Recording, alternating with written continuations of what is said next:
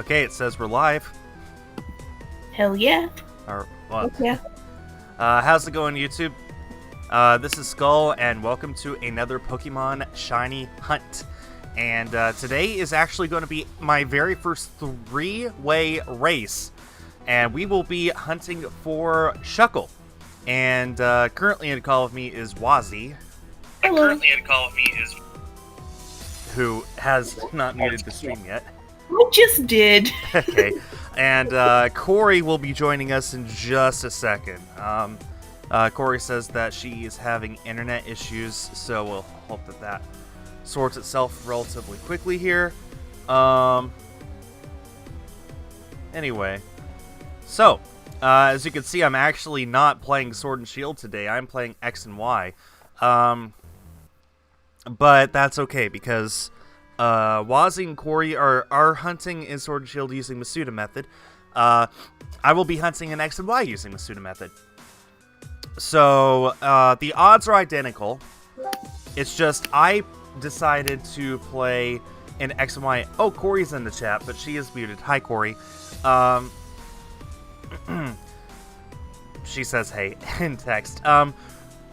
So I decided to hunt in X and Y because this is where I'm keeping my living shiny dex. So let me go ahead and pop it up right here on the screen real quick.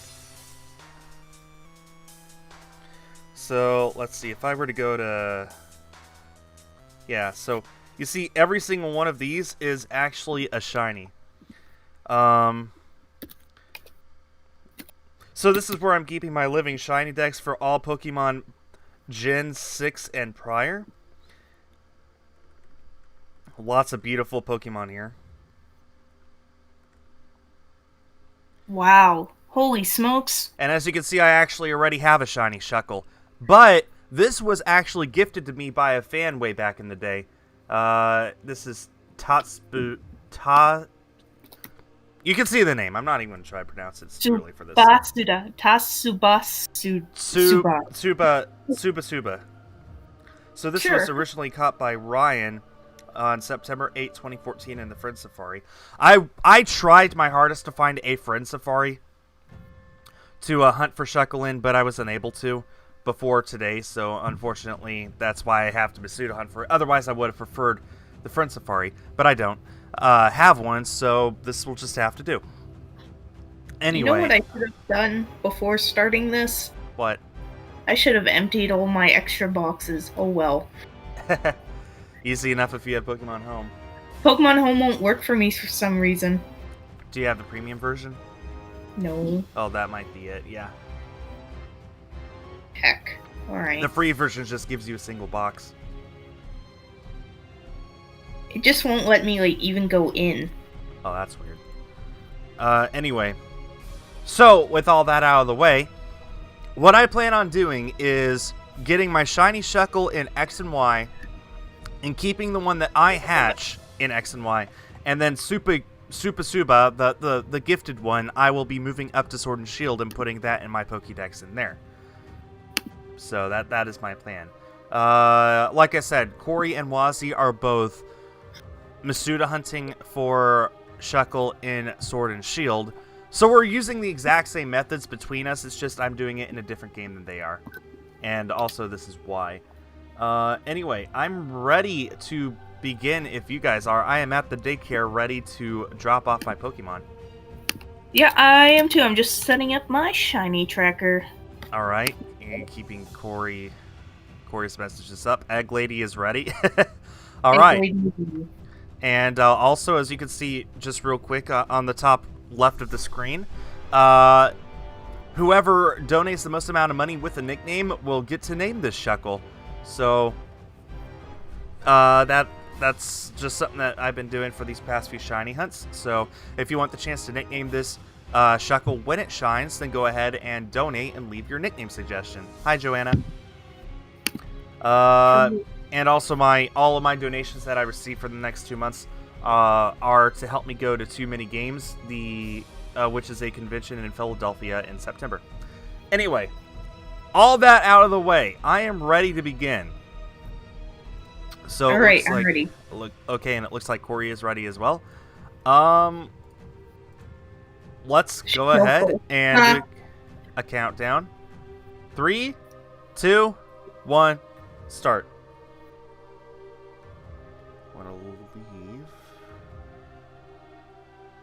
And time to run in circles. My case bike.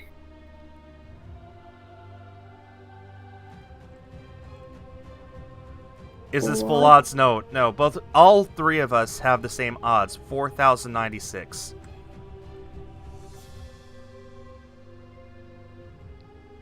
No, what am I talking about? Our odds are 512. Full odds is 4,096. But we have the Shiny Charm and we have Masuda Method, so that cuts our odds down by a factor of 8.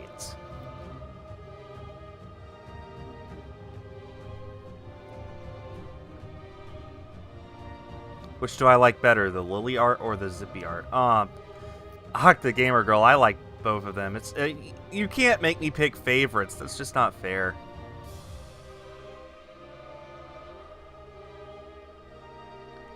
Also, I don't think there's an oval charm in this game, so you guys will undoubtedly pick up eggs a lot faster than I am. I just picked up my very first egg. I just got a couple. Also, I only have one empty box, so what I'm going to need to do is every 35 hatched eggs I need to empty. Yeah, same. Oh dear.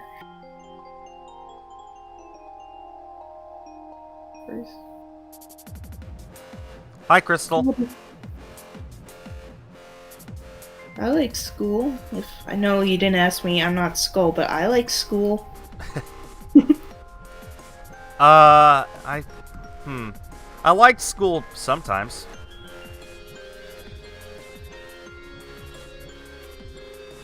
There were a lot of subjects I didn't particularly care for, like chemistry in college, but or especially PE. Oh man, I did not like PE at all.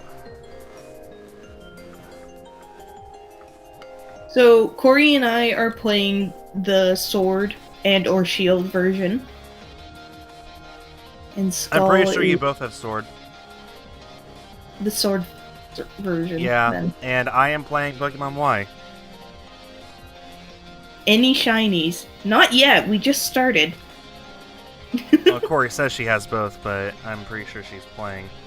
I have both too. I'm playing sword. on sword. Well, I have both. I play on shield. My shield is my Nuzlocke, which had its first big loss. Peep, I'm sorry we lost you. Rest in pepperoni. What Pokemon was that? It was the bird one. Corviknight. Corviknight. Aw. Rest in pepperoni. Never forgetting. Never forget. Stupid nose. Oh my goodness. I hate this. If I don't get enough sleep, my nose just gets so dry and itchy. Random questions. Xerneas or Yveltal? I think I prefer Yveltal.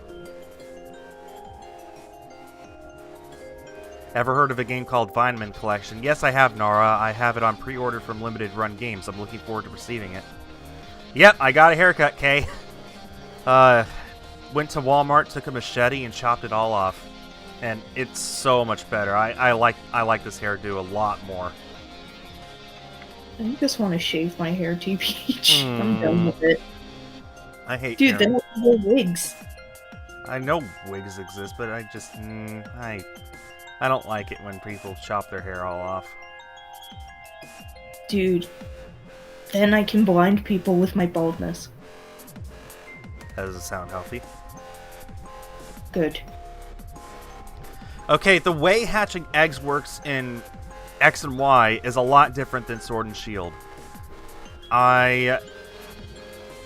When I hatch an egg, I need to deposit it in the PC before I can pick up another egg. I need to manually go and deposit it in the PC, so...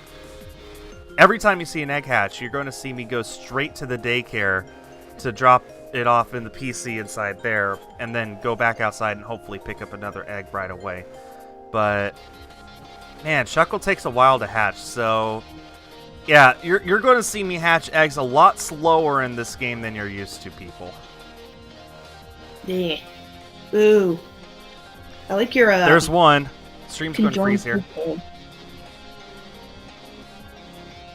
What was that? I like your conjoined pigtails. Okay, that's one. That's what normal Shuckle looks like. If anyone wants normal Shuckle, normal Score Bunny, or normal Pyukamuku, hit me up. Why are we asking if we like random clothing? Good question.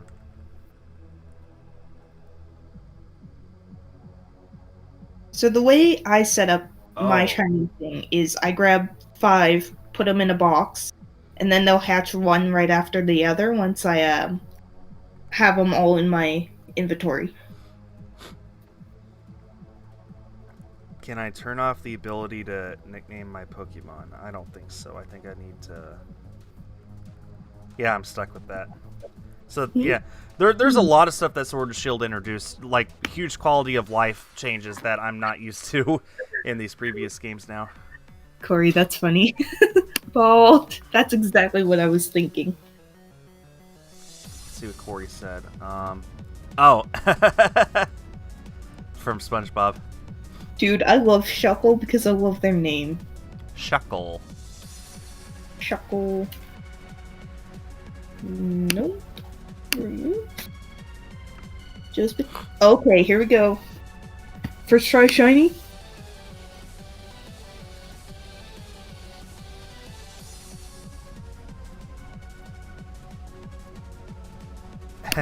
So, this is an interesting three-way race, because all three of us have the exact same odds at hatching a shiny. But you guys are going to be hatching eggs a lot faster than I am. So it'll be interesting to see what happens. Why do I like Helioptile to the point it's my mascot? It's my favorite Pokemon, and my channel started out as a Pokemon channel. Hi, Hyper Tiger. Oh, never mind. Uh-huh. that. Bye. And I oop. Shuckle's just so cute looking. It is. I do love what I call the Angry Boy ice creams, which is Pyukamuku, Snom, and Perchinin. Pincurchin? Pincurchin, yes, thank you.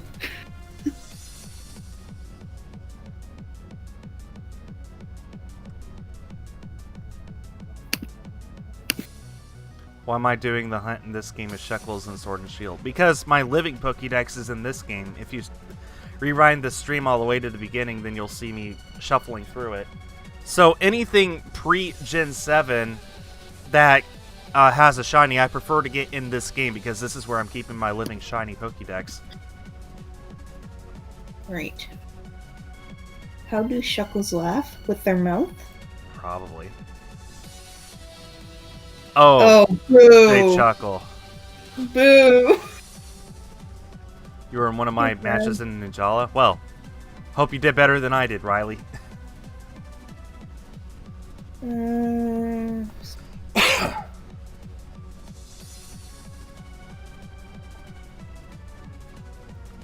What's my favorite and least favorite song in the Pokemon franchise? Oh, my least favorite song, huh? Least favorite song would have to be from Sun and Moon. There's just so many of those songs that I have no recollection of. A lot of them don't even sound like songs in a traditional sense. They're just like ambience. I think my least favorite song was Champion Leon's song. I just found like it was like, you know, you're so hyped up because like they're like undefeated champion. Like take a shot of water every time they say that. Yeah. And then the song was just like, eh.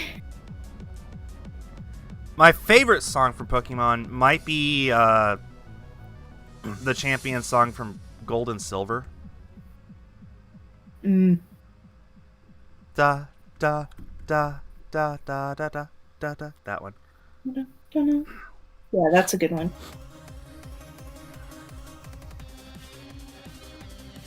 Alright. Nope. Yeah, this is how slow it is. I've been live now for 15 minutes, and I have only hatched 4. Bye, Shuckles. Don't need gluttony.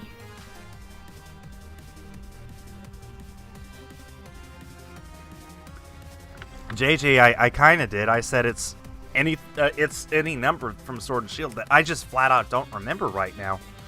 You mean Sun and Moon, not Sword and Shield, Sun and right? Moon, thank you. Sorry. I just so many of those songs are just forgettable to me, which by definition means I don't remember them. So how am I supposed to specify which one of them I like the least if I don't even remember them existing?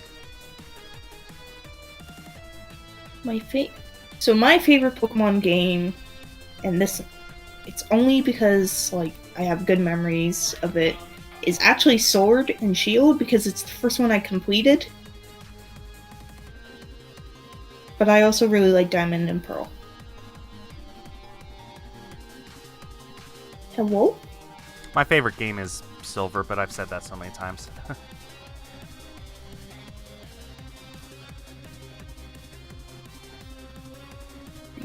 I liked I didn't like Sun and Moon because I liked the concepts of multiple Pokemon at once and all that. I just Wait, what do you mean? You mean the SOS battles? Yeah. X and Y did that first. I never played X and Y. Oh. X and Y, Gen 6 had this battle called Horde Battles, where it was you v5 in the wild. Well, heck that. That's unfair. Well, no, it's fine because they were all always lower level, so it was no issue whatsoever taking them down. Plus, if you were a Helioptile with Parabolic Charge, it hits all of them. Surf, baby! That's a method of shiny hunting that I haven't done yet, is Horde Battles. I'd love to do that someday for something that I'm missing. Because each of those 5 Pokemon individually has a chance of being shiny. Diamond and Sword is Corey's favorite. Diamond and Sword? Yeah. Are your favorite? For Korie. Oh, for Korie, okay. Gen 5. I don't know why. Gen 5 could also had wild double battles. Yeah, but that was a true double battle where it was 2v2.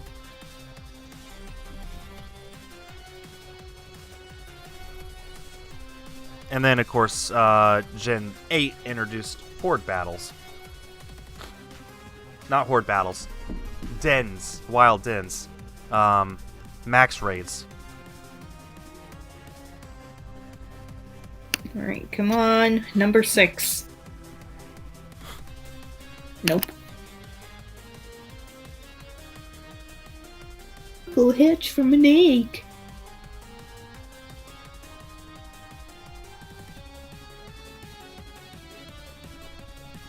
I would think different Pokemon would have different looking eggs. Just saying. Yeah, well, Manaphy does, as Korie knows full well. Fair enough. But this is a recipe for disaster. Do I still play Splatoon 2? Kinda. I've been playing a lot of Animal Crossing and the Clubhouse games, which is amazing fun. I've heard. Turns out I'm really good at Mancala. Mancala, yeah, I played that a lot in real life over the years. Not to brag or anything, but I beat the impossible level computer. Oh, good job. Oh, Shuckle.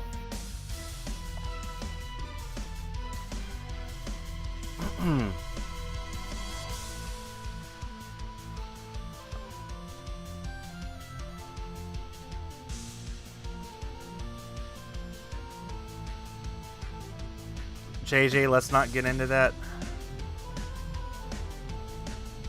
Do not want my chat to get toxic.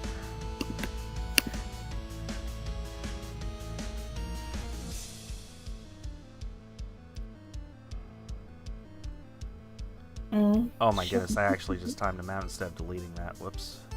It's fine. Release. Yes. I don't want for my chat to become a place for people to discuss politics or current world issues in general. Any favorite shinies? Yes, I love Pyukamuku shiny because he looks like a pickle. My favorite shiny is Zoroark.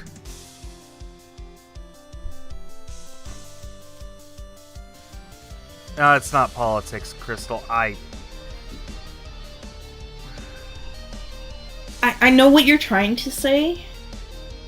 It can lead to people being negative. Yeah, that's kind of what I meant. Yeah. It's not I know what you mean.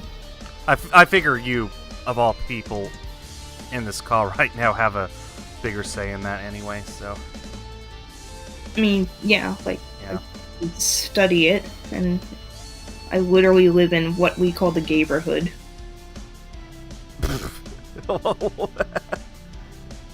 That's its name.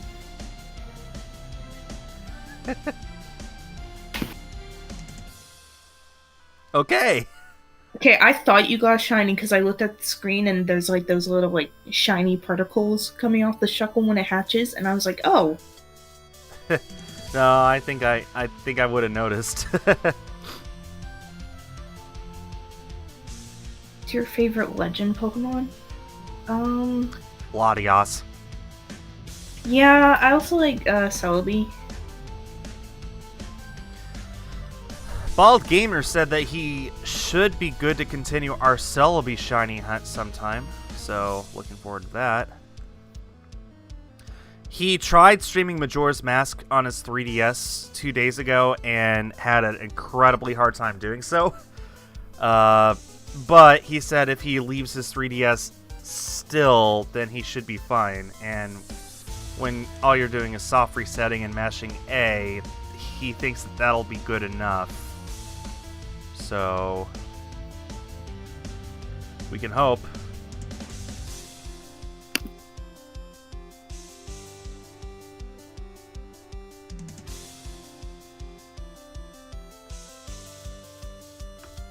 Did I hatch one? Yes, I did.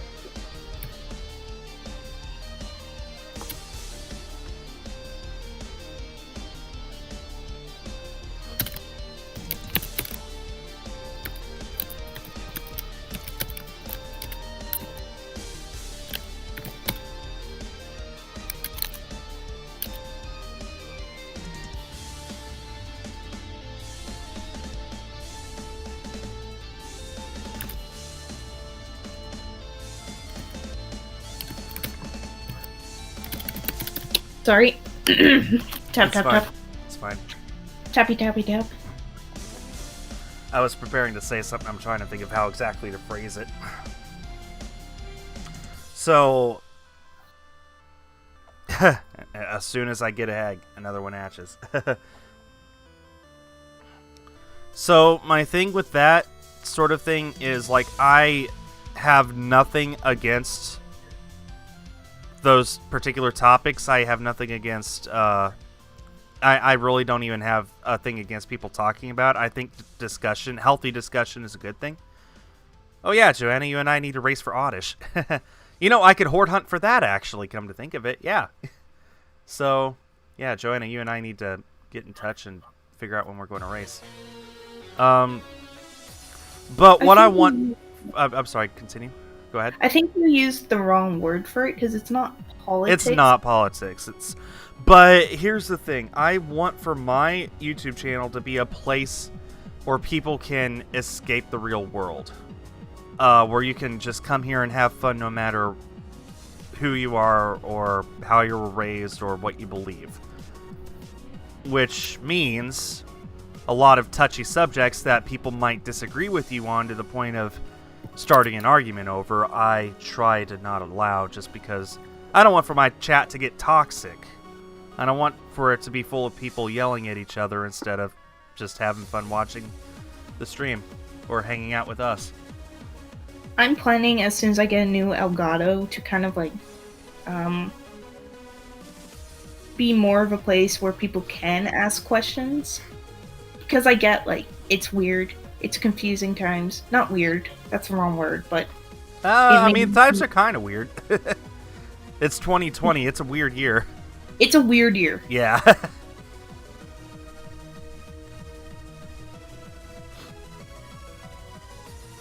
Oh, it's okay, JJ. I hope that I've explained this well. I have nothing against that kind of discussion. I have nothing against... I have...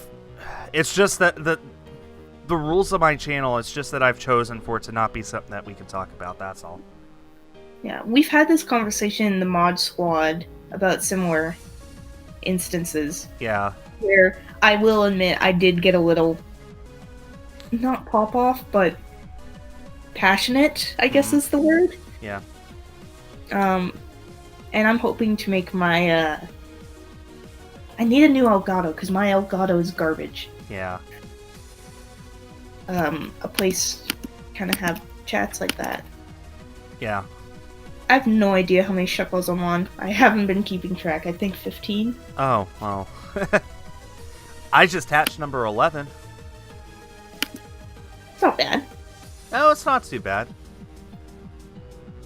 How many am I at? This is about 1 every 2 minutes on average, I think. With the shiny hat. String cheese. It's... Huh. I love string cheese. It's a good snack. I just find it tastes kind of fake. I need the white kind. The one that's orange or a mix of the two, I don't like. But the white, I love. The white one is good. Unless you're one of those monsters who chews it like a granola bar. Don't do that. Why? Is Crystal going to make a YouTube channel? Well, 1, Crystal has a YouTube channel, and 2, I happen to have on good authority that she is planning on making content for it in the future when she's able to get her Switch fixed. Because right now, her Switch, when in the dock, spins its fans so hard that it takes off like a helicopter. So, that's very bad. Yeah. No, that's a chainsaw. You're right.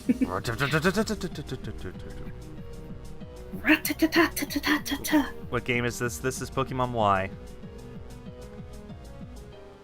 This is, man, I love this game. This was my second favorite game in the Pokemon series before Sword and Shield came out. Now I don't know if it's my second or third favorite, but man, it's high up there. I wish I could show you guys, but I don't have the second screen being captured right now, but I have maxed out the timer on this game. It has maxed out at 999 hours and 59 minutes. That's how much time I put into it. I just love it that much. Crystal doesn't even know she'll use YouTube at this point. Well, might use Twitch. Yeah, she might use Twitch. Maybe she'll just capture stuff and post highlights on Twitter. Maybe, I don't know. But she wants to do stuff. She just needs to get her Switch fixed first, which is very important. I want to be a streamer, but Max, no, you do not. Also, YouTube just introduced a new policy which is going to shut down a lot of big channels. You're no longer allowed to criticize other channels.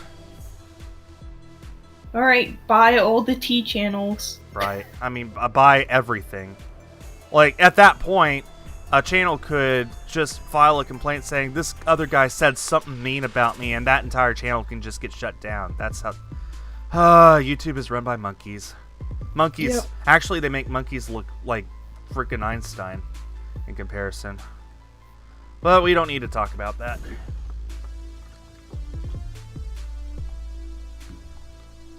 Up to 14 hatched. How many are you at, Korie? Yeah. Korie says she knows what content Crystal will have on her channel. Destroying people with the gold dynamo comes to mind. Sploosh. Okay, Korie just hatched number 21. That's 9 plus 10. It is. Believe that. We just got a 99-cent donation from Lizzie the Rat Sickle 15 Octoling. Thank you so much. Where the rat? Where the rat? Ratsicle.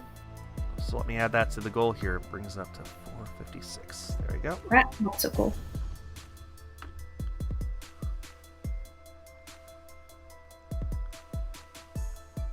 Yeah, Alfredo, that's what I'm saying. You are joking. You're joking, but with this new policy, that could actually happen. It's mostly in response to the controversy from the last few weeks between Keemstar and H3H3, both of whom I haven't liked for several years anyway, just because their entire purpose is to stir drama, which I'm not a fan of on YouTube. But this policy is essentially just to get them to shut up about each other. The problem with people like that is they're so huge, YouTube can't afford to lose them, but they've also gotten so stupid that they'll say just about anything knowing they can get away with it. So this policy is more to just try and keep them in line. Unfortunately, as with all things YouTube, it is site-wide, so it's going to affect all the smaller channels as well. There's somebody I watched with 75,000 subscribers who just got completely demonetized because of this, and his entire thing was just reporting the news. Not making drama, just reporting news on what's happening to certain YouTubers in response to other YouTube. You know, it's just reporting the drama instead of stirring the drama. So, I mean, maybe if YouTube stopped promoting humans that were pieces of trash, then they wouldn't have this issue. But unfortunately, all the biggest YouTubers, not all the biggest YouTubers, but a lot of the YouTubers who get in the news are trash human beings.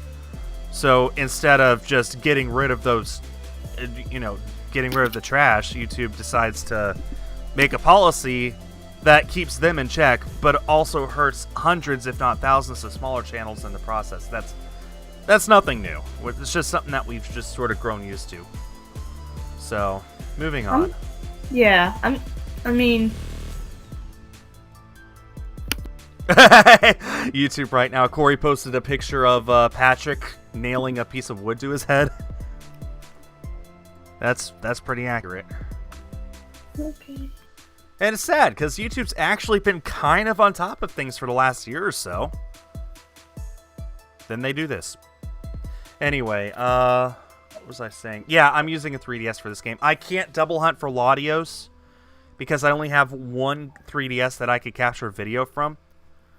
Which is why I haven't been hunting for things pre-Gen 8 for the past year or so anyways, because any time that I have my 3DS up, I've wanted it to be Latios that I was hunting for, but...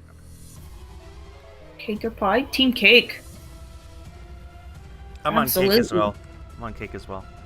Cake has more versatility. Oh my gosh, that reminds me. There's, Oh, my stupid nose. This is embarrassing. I'm not... There's a recipe in Canada for ketchup cake. Yeah. Yeah, I hate it. Canada is weird. We are. But we also have some good stuff. Did Fishy quit YouTube? No, he works for Netflix. Yeah, he's uploading a video soon, actually. He and I have been recording a whole series that will be getting up relatively soon here. I can't promise when, but... I make a guest appearance in it. Oh, and the one that he made... Yeah. Yeah, I made a guest appearance in that one too. But the series he and I are making, it's another one of those series where half the episodes will be on my channel and half of them will be on his channel. We've done a few of those now. Cool. So, yeah, no, Fishy did not quit YouTube. He's just been busy working for Netflix for the last, I'd like to say, year or more by now. And when you have a real-life job, that means you can't really do YouTube on the side. Especially if you work for a production company that wants you to be there at like 7 a.m. and keeps you until 6 p.m. So he just didn't have time.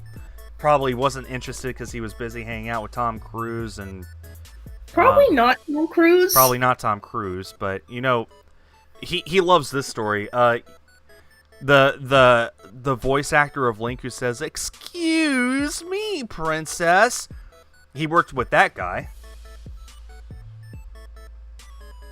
It's pronounced Canada. No, I'm pretty sure it's pronounced Canada. He's teasing, guys. I'm teasing, guys. Nadia. I realize my sarcasm has just gotten to the point where it's hard to separate that from my normal tone of voice. I apologize for that. It's just who I am. Speaking of legends, you know the guy who does It Is Wednesdays, my dude? It is Wednesday, my dudes. Yeah. He followed me on Twitter. Oh, how about that? That's awesome. I don't know why. Man, I miss Vine. Vine was so good. Then Twitter TikTok bought it. Is pretty funny. TikTok is pretty funny. It's gotten better, but it'll never be as good as Vine was. Vine was quality. TikTok is quantity. Which may just be rose-colored goggles, but... Man, it's been how long? Like 6 years since Vine was shut down, and just... Man. No, I did not get the Latios CTF. I did not get the Latios. Just taking a break from it for now. Hopefully a short break.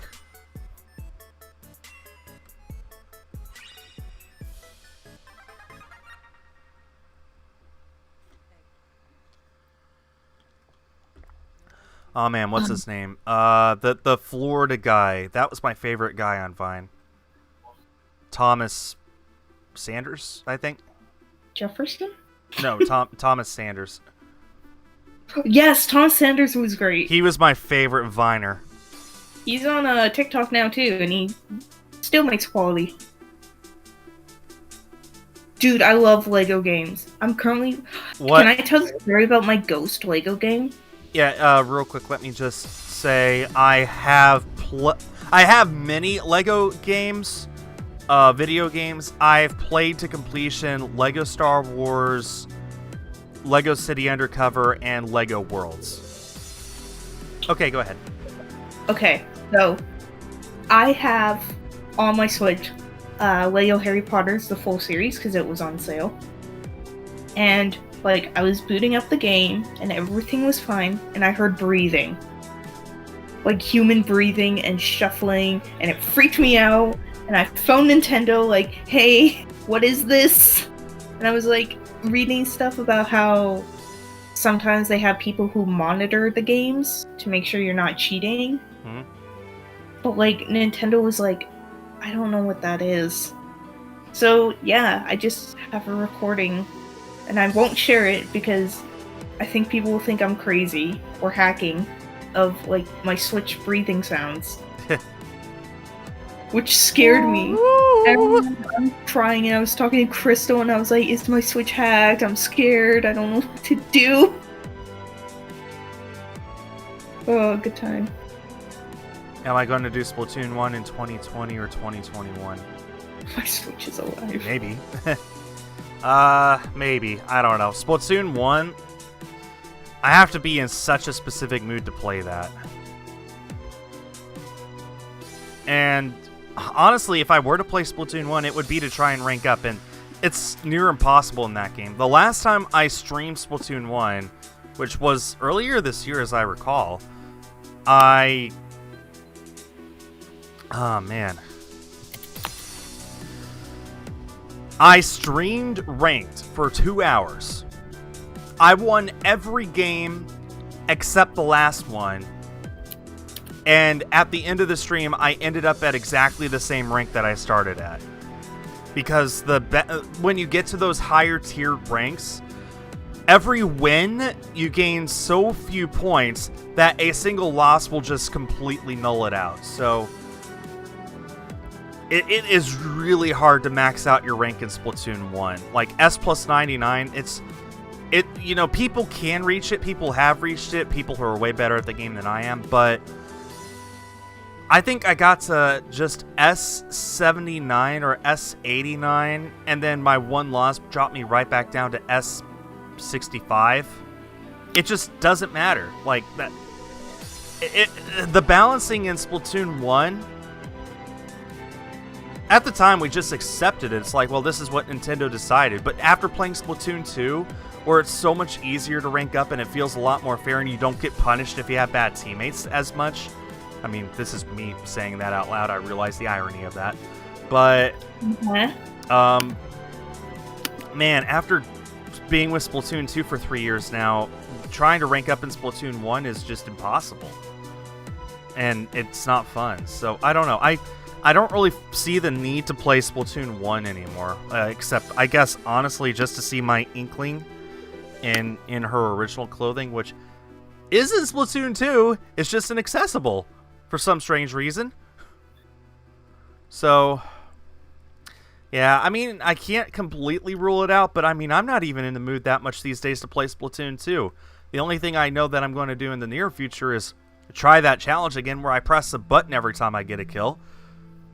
I need to try it again because the last time I got into 2 squid parties and 1 disconnect from the game, so I need to try that again and have it actually work out.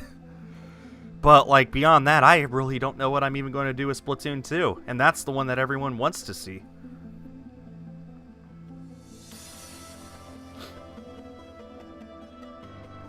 So, like I said, I won't rule it out, but I also don't think you should get your hopes up. Come on, stupid Shuckle.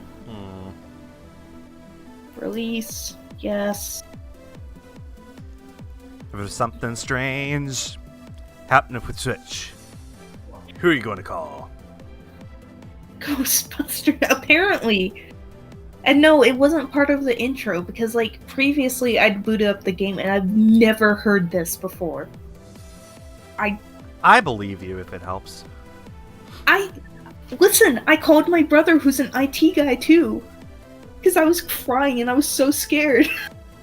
Well, even if Nintendo were monitoring your Switch, there's zero way that they would have somebody on a microphone just breathing into it. Guarantee that. I'm just saying, I think my Switch, or at least my Lego Harry Potter, is haunted. That's possible. It is witchery. Boo. What are my thoughts on doing a free-for-all? What do you mean a free-for-all? What do you mean by that? You think it was lazy for Nintendo to just change the shell color of Shiny Shuckle? It's better than just turning him green. It's better than not changing it at all. Well, they changed the hue by 1, basically. Yeah. They shifted the color palette by 1. And I kind of like this color. It's a beautiful color for Shiny Shuckle. I like it. I'm thinking of naming mine Bluekle. Bluekle. Bluekle. I don't have a nickname suggestion for mine yet. Guys, if you donate just $1 with your nickname suggestion, then that could be the name of the Shiny. I saw someone suggest, and I hope Korie says Shulk.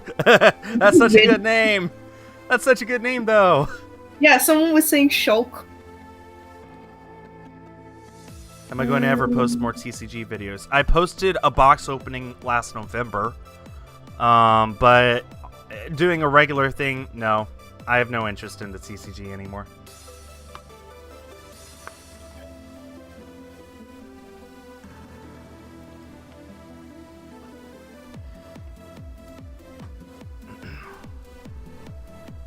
As a reminder, when I hit 30 Shuckle hatched, I will be taking a little bit of time to empty out the box that I'm putting them in. I've just been emptying them as I go, because I find it's just easier. It's easier in Sword and Shield to do it that way, but not in X and Y, because you need to individually... Well, I guess it's the same way then, isn't it? Yeah, well, whatever. Nope, not well, number JJ, 2. they haven't posted at all in the chat, so... They could nickname it, but they didn't include a nickname, so it's still up for grabs.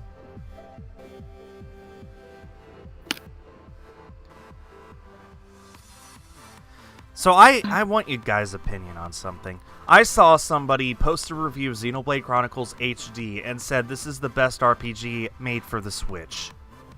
Do you think that that's a valid statement? No. because that's a port of a 11-year-old Wii game with one new area at the end and otherwise just updated graphics, and that's it.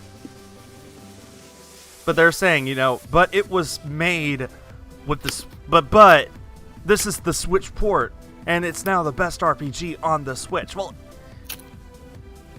even if you were to use that logic, I mean, there's how many ports of old games that are available on collections or as remasters or something like that? Like, are you really going to put it above, if not Breath of the Wild, then are you going to put it above all those Final Fantasy games that are on the Switch now? Just like, and then of course he'd probably say, no, those don't count because those are just ports. Like, but Xenoblade's a port. To be clear, guys, I don't actually have Xenoblade HD. I have Xenoblade 2, and I have the Torna Country. Torna the Golden Country. But I don't have 1. I really can't justify dropping $60 on an 11-year-old game. Even if that 11-year-old game was, for 1 point, going for $80 on the Wii. That game was lucky to come to the West at all. And when it did, it got a very limited print and was available only at GameStop. And GameStop being GameStop, they vastly inflated the availability and price of it, so it was very hard to get a hold of. And ironically, the scarcity of it helped to increase its popularity. And then Shulk came to Super Smash Brothers, and everyone's like, "Oh, let's try that game that it came from." Oh, never mind. Game is so freaking hard to find, but I'm willing to shell out $80 for a Wii game. Why not? So, Bleep that. Anyway, the Bullet Bot donated $2, and I guess there's a nickname suggestion in there. We go ahead and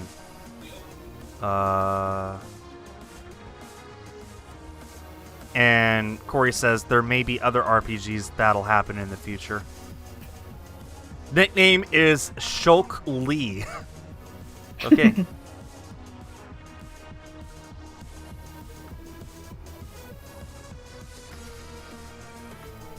So let me go ahead and add that. Whoop, wrong one.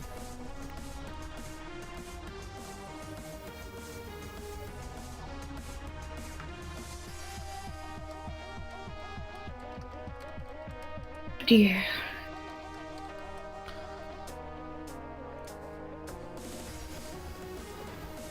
Okay, that is currently our top donation. So if anyone donates $2 and a penny or more, they can name it something else.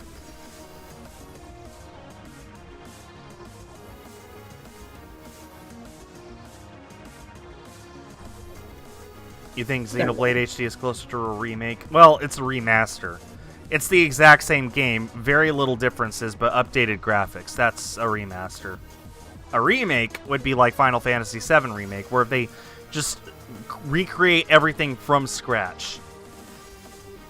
I agree with Quibble. Yes, put the original Super Marios. The Wii one was not bad, and I will fight anyone who says there's a lot of people who agree with you. You know, which one is that? Super Paper Mario? Yeah. Yeah. People like it. No, it gets a lot of hate though online. Like people are like, "Oh, the first two are the only good ones." It's like, no, because the third one was still good. It's when they got into like, the third one was good because it still had original characters. But after that, the Sticker Symphony, I think, was next, or Color Splash, one of those two. All the characters were just toads, and that's why it's bad. Oh, Shuckle. Okay, I get it. Shuckle, that's the name that we're... Alright. Sticker Story next? Yeah. Yeah, I've never played any of the Paper Mario games, so... The third one's story, like, it creeped, like, there were parts where I was legitimately scared, there were parts where I was legitimately sad, or happy, or laughing. I do know there were rumors for most of the earlier part of this year that we would get a new Paper Mario game and a new 2D Metroid game. And the rumor specifically said that the Paper Mario game was a, quote, return to form after Color Splash and Sticker Star didn't go so well with fans.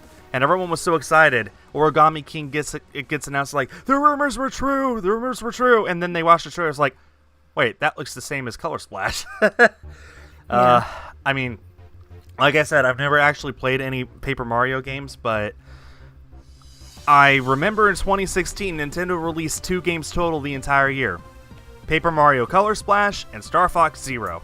And I played Star Fox Zero, and it was not fun. So, just the fact that they made only 2 games that entire year, and both of them were just not fun games. Man, that's what I remember about Paper Mario, is that that was a really bad year for Nintendo.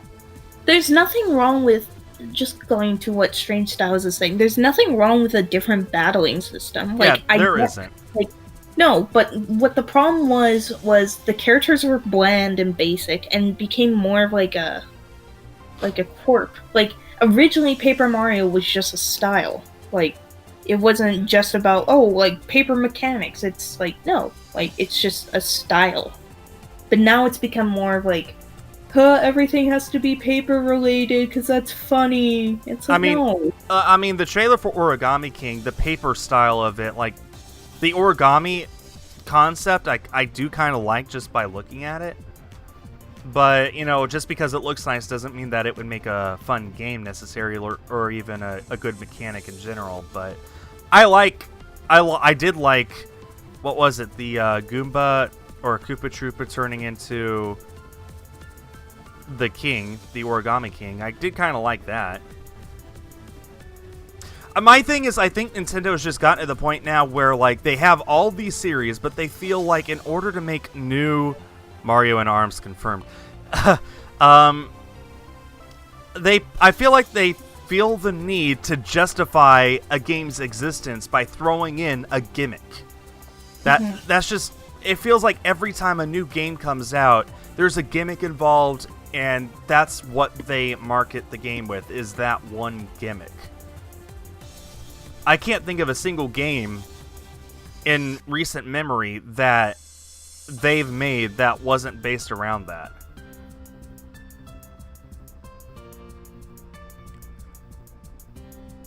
I guess Animal Crossing, there's really no gimmick per se for that. It's just, you know, it's just Animal Crossing on Switch, but... There's a gimmick of like, oh, look, you have to, like, craft. Okay, you know what? I mean, people were probably... Crafting in games is a huge deal. I remember people were actually disappointed with how little you could do at Breath of the Wild, and I'm just like, there's more here than I know how to do. I guess people have gotten spoiled by Skyrim or something. But let me think. Yeah, the consoles have been gimmicky too. The consoles have been gimmicky, but at least the Switch is a good gimmick. I was actually really excited for the Wii U because I thought, oh, that's so great. So my dad can watch hockey and I can play whatever I want. You thought. I thought. Wrongly, apparently. Yeah. Bummer they didn't make that very clear. Yeah. Well, I mean... There's some games you can do. Like, yeah. But you know what was the biggest slap in the face? The Wii Sports having to be played, like, you pay per individual game. What? Yeah, like, it's what? And also to play online, you had to... I can't explain how bad it is, because it just infuriates me so much. You had to pay, like, per individual game. Wow. Alright.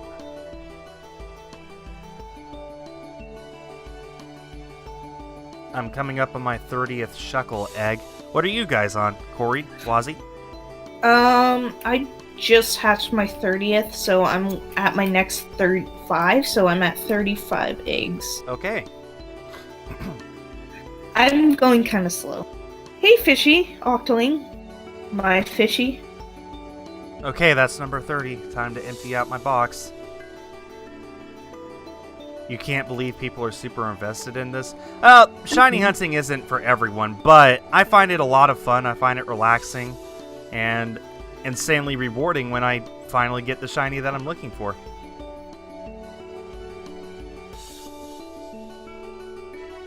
Kara raise it well. Yeah, whatever. It's going to be released soon. Ah, shit, just... You could play Wii Sports for the Wii U online, but you had to, like, pay additional. Bailey, no. I'm babysitting a corgi and he's a little boofy. Oh, thank you.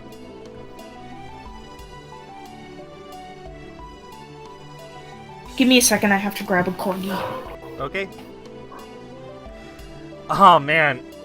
Korie's on 40 eggs because of Flame Body Colossal. Well, I have a Flame Body Shiny Mad Cargo that I'm using in my game. There it is for anyone who wants to see it.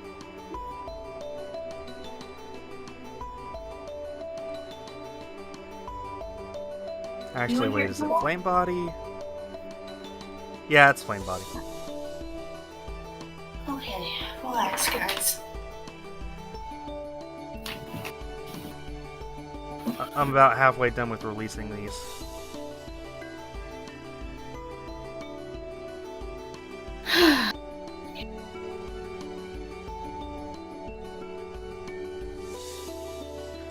Mario in Arms confirmed, Korie says a little while ago, but do you guys remember that rumor that Mario was going to be a DLC in Splatoon with Flood, and yes, everyone believed it because of course they did.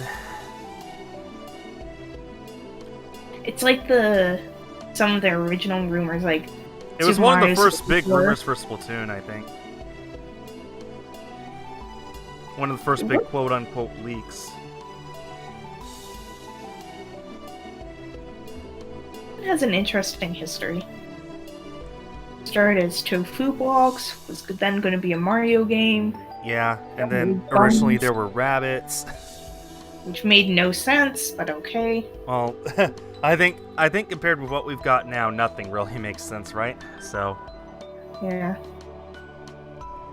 Alright, time to continue on.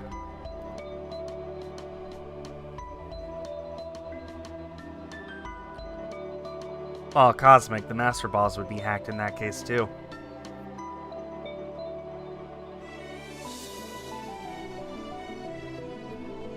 Okay. I don't like hacking games. I prefer doing things officially. There are extremely rare cases where I'm okay with homebrewing something. Like I homebrewed my GameCube solely to output clear a picture for my Game Boy player.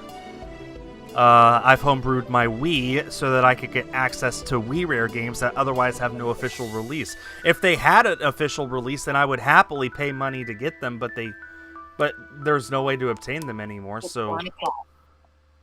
What? JJ, you were told that.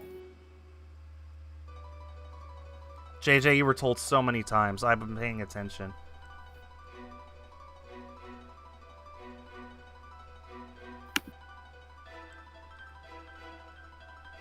Just, pay attention.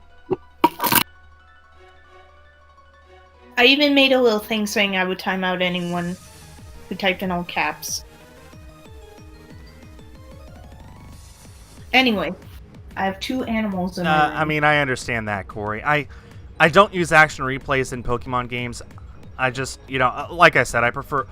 In-game, in every game, I prefer doing stuff officially or non-hacking as much as I can. It's just for hardware is when I'm okay with hacking sometimes. It depends on the hardware. It depends on what I'm trying to do. Pretty much like I said, I've homebrewed my GameCube to give me better video output for Game Boy games because the official software is just so blurry. You need to hack into it to disable the blur. I'm okay with modding consoles to give me HDMI or higher quality outputs in general.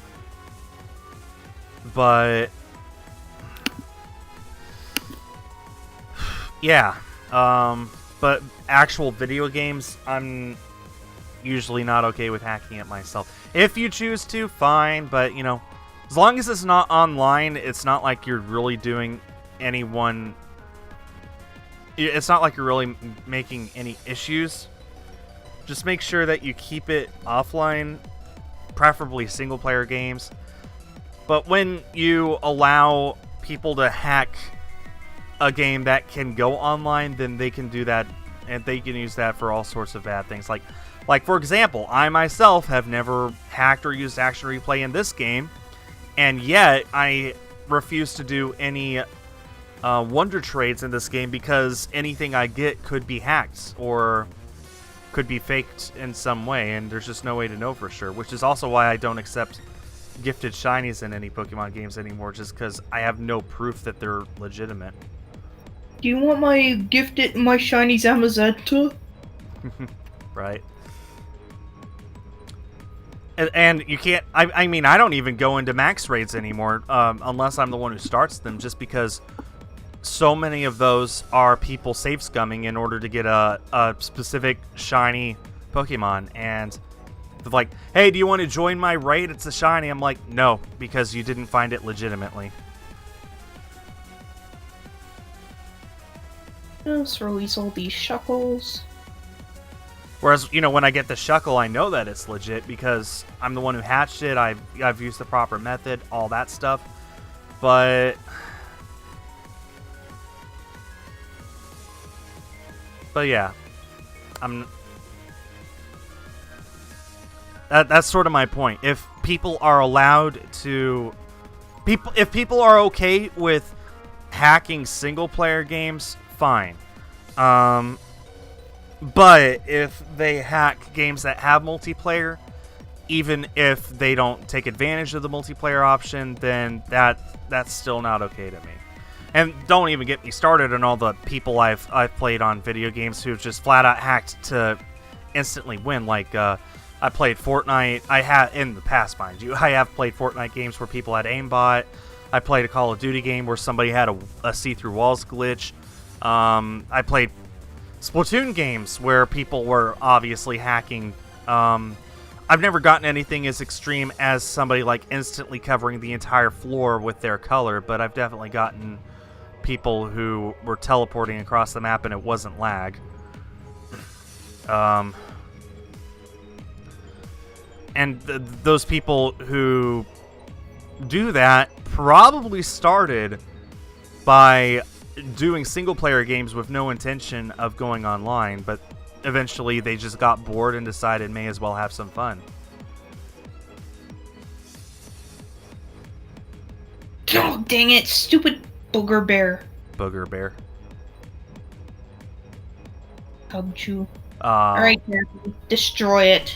Did you see Kay's video on Twitter where she saw a Rotom, she went to get it, and then a Galissapod popped up right as she was getting to it? And she it ran was into the shiny. Galissapod and it was a shiny. That was awesome.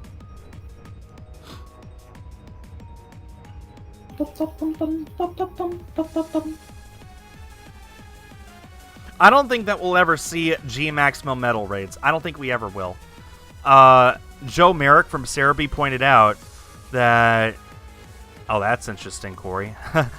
Joe Merrick from Cerebi pointed out that the Isle of Armor DLC will include a way for you to turn non-G-Max Pokemon into G-Max Pokemon. So that's probably the way that you'll be able to get G-Max Melmetal, is by just using that method instead of getting it in a raid.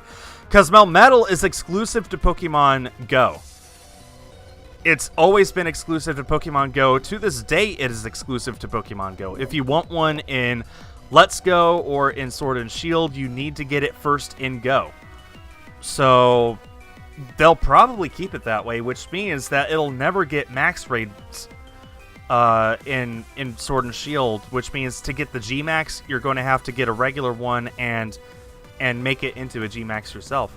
Soup and stew, that's it. Soup. What? What, Bailey? What? Hi, Bailey. He's my yamper. Nah. You've been getting bullied since 2nd grade? I never went to 2nd grade. No BS, I never went to 2nd grade. I skipped it. Went straight from first to third. Nice.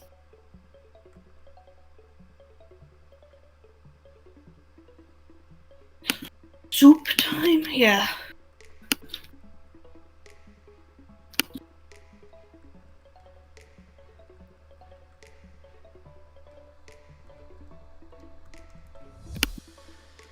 But yeah, that's kind of my point, is if you ever see a Melmetal raid, don't go in. It's hacked. There's no way it's ever going to be legitimate. Now let me tell you, it takes a lot of effort to get a Melmetal. You need Let's Go, you need Go, and bare minimum, you need like 2 weeks to get a Melmetal, to get enough Meltan candies to evolve one into Melmetal, because Meltan requires 400 candies in Pokemon Go.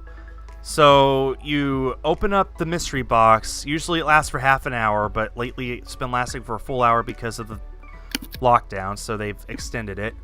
You can catch, I average about 1 Meltan every 2 minutes.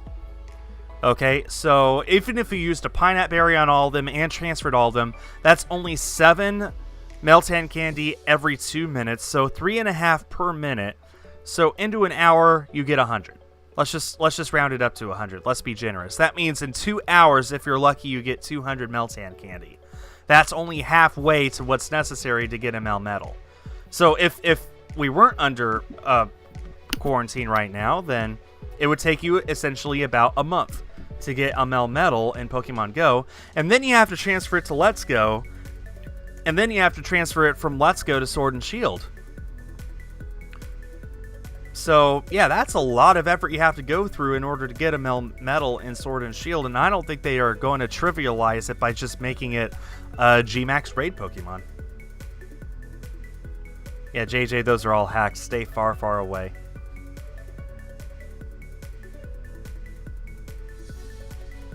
Hey, JJ, here's a word of advice. Don't argue with my mods. They have the power to hire and fire. And whatever they do, I back up.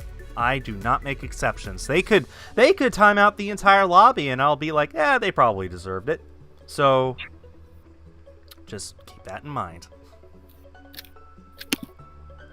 Speaking of I'm sorry, go ahead.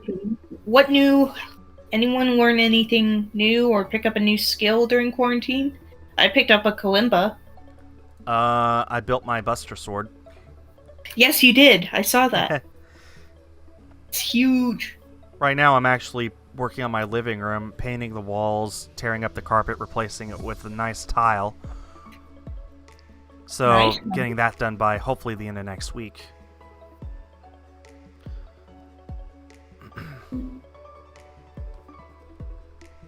And I picked up my new Entertainment Center shelf, which I posted on Twitter. Don't know if you saw that. I've been splitting up my consoles between that and my old setup now, so I got plenty of room now. I see a lot of people doing a lot of cool things.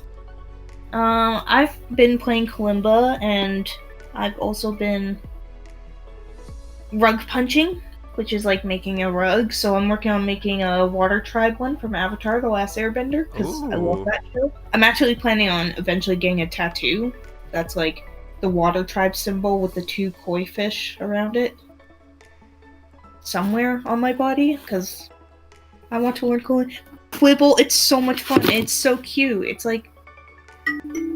I just realized, why are you calling her Quibble? Oh, reasons. Trademark, copyright, all rights reserved to me. I can't help but remember that one YouTuber I watched who was so annoying. His voice is, oh man.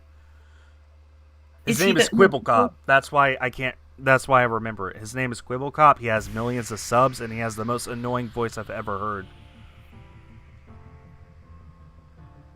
And annoying hair too. Become a member, it's really cool, and then you get access to cool stuff on the Discord, where Skull talks a lot more to members. I do. It's worth it. I do. I really do. Yeah. And also you get sneak peeks and other stuff. Yeah, anytime I upload a video, I post it there early for you to watch Sometimes a day early, sometimes a week early, sometimes just an hour early, but still. Yeah, those are the kind of perks you get as a member. Yeah. Not to mention you get a nice colored name here in the chat. Yeah, so it's easier to see your comments. Yeah. And I'm more likely to remember your username. That's another thing. Yeah, same. I'm more likely to remember who you are. You can cook now. Well, that's important. You'd be surprised how many adults can't cook because their parents never taught them. I can't. Or you would be surprised how many adults can't do basic chores because their parents never made them do it as kids. Like, I mean simple things like doing the laundry or taking out the trash. I can do the laundry. I hate doing laundry. I'm just too lazy to do laundry. That's my thing. Like, I can do it perfectly well. I'm just too lazy, and frankly, I just forget to do it most days. That's all. I hate folding. That's what I really hate doing. I don't mind laundry. I don't mind doing any of the parts of laundry. I just never remember to. That's all. How do you become a member? There should be a join button at the bottom of the chat, or I believe you need to hit the $, which is where you usually go to make super chat donations, and there should be a join button under that, or once you click on that, I mean. And if not, barring all of that, just go to one of my other videos and click the join button beside the subscribe button. Yo, any of you guys want to come over and do my chores for me? I believe those are called maids. You pay them.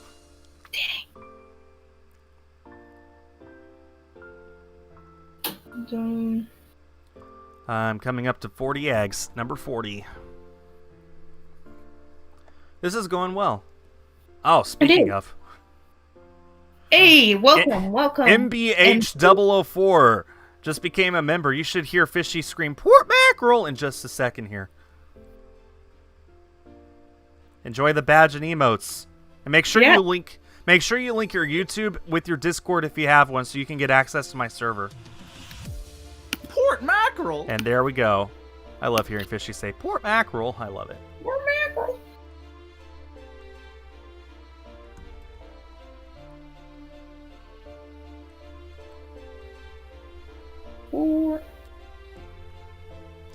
I think you have to. Yeah, you can just link the two. If you go to your Discord settings, if you go into Discord, and there's a way to do it. I'm sorry, you're just gonna have to look it up. I wish I could tell you. Here, I can do it. So you go into user settings, go to connections, and then you can click, and there's a little YouTube button. You click it, and then it'll take you to your sign-in page. I'm doing it right now, by the way, so I know what I'm doing. Very important. Yes.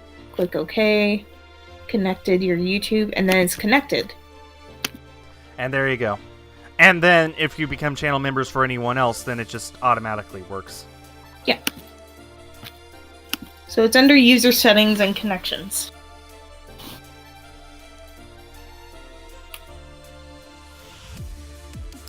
Think you're going to do some Let's Go Eevee shiny hunting? Any suggestions? Yeah, Alolan Vulpix.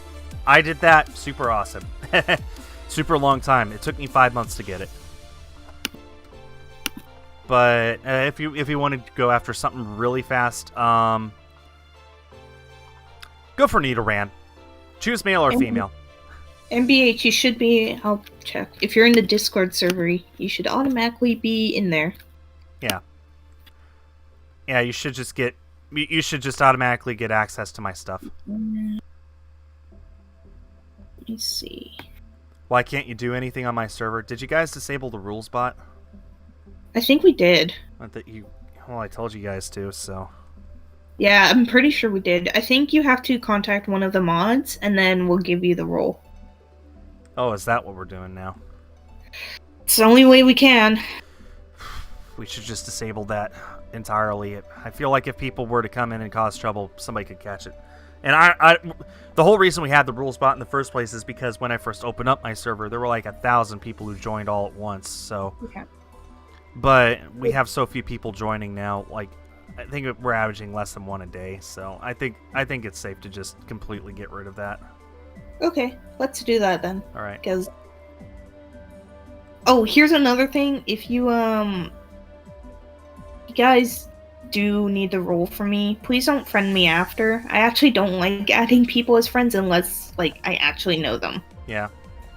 So you would not believe the amount of screenshots we've gotten from people who message one of the mods. Like usually it's like Crystal or Joanna or Kay. It's like just sending a friend request. Hi, can we be friends? it's not how you make friends. They don't mean can we be friends on Discord. They mean like, will you come to my birthday party tomorrow? That's what they mean. I'm actually really much an introvert, so I don't like making friends. I seem to just make friends naturally. And all of them are girls. Coincidence? Hey, you should be studying. I should be studying. Alright, not all caps. Skull, can I come to your birthday party? None of you guys came to my birthday party. Oh, that's depressing. No one came to my birthday party. That's a lot. Yeah. My family did. I just turned 28 last week. Last week? Wow. And I didn't exactly have a party, but a lot of people showed up to the stream, so I guess I should be pretty happy about that. You know what? I think I might at one point make a track. Like, I'm just spewing ideas now because you just someone said stream and that reminded me. Oh yeah, I need an Elgato to stream. I might just bite the dust and get a new one. You can buy a used Elgato that's still good for like maybe $75 on eBay. Well, I guess that'd be 100 Canadian, but oh, it'd be way more. Really? Plus shipping. Shipping, and that's the biggest thing. Well, buy in Canada so you don't have to pay international shipping. It's eBay. Okay. I'll check right now.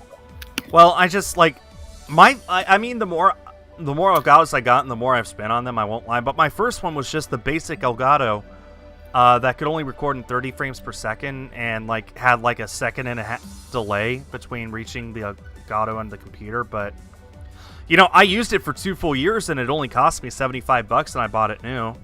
And then my second one was the HD60, which I maybe spent $120 on, and now I got the 60S, which I spent $150 on. And this is all USD, but no, they end up being about the same price on eBay. Like, they're not that much cheaper. Barely yeah, it's. Ugh. All right, well. Ugh. I guess you may as well buy it new then, because mine seemed to go out after about 2 years, it seems. But this one I'm taking super good care of. Hopefully it can last longer. My other two, I sort of realized why they were going out. I had them Velcro to the wall so I could just reach over and grab them, or touch the button to start them, I mean. And I'm pretty sure that cooked them, so. This one I have free floating above any sort of surface whatsoever, so hopefully the heat dissipates properly. So yeah, as long as you take good care of your capture cards, they should last. I think just mine wasn't compatible with my MacBook. Ah, you got a Mac? Yeah. Gross. Listen, it syncs everything.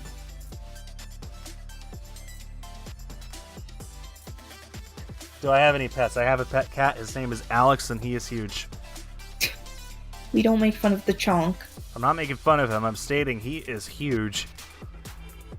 He is thick with 4 C's, if you know what I mean. Dick. No, I haven't found the Latios yet. But I only have access to one 3DS that I can capture video from, so I have to, unfortunately, not look for Latios right now. I'll tell you what, though. Somebody is working on... They're calling it a DS consolizer, where you take a DS and modify it to output HDMI to your TV. And he said that that should lay the framework for a 3DS consolizer in the future. And when it when it comes out, it'll inevitably be way cheaper than any 3DS capture card that exists right now. All the ones that exist, that's it. No one is making capture cards for 3DS anymore, either because of laws in Japan that prevent them from doing it, or just lack of demand here in the US. So, yeah, I bought this card in 2014 for $400, and that's insane. That's an insanely good deal for what they're going for, against what they're going for now. So, long story short, I have no... I can never justify spending $600 to $700 on a second capture card. So, but when that consolizer comes out, and this is going to be like in a year or two, if not more, by the way, I wouldn't mind buying one of those and modifying another 3DS to output HDMI. If it's just going to be like, even if it's $250, I'd still call that a pretty good deal. Yeah. Yeah, sure. So, yeah. Maybe in 2 or 3 years, I'll be able to capture 2 3DSs at the same time.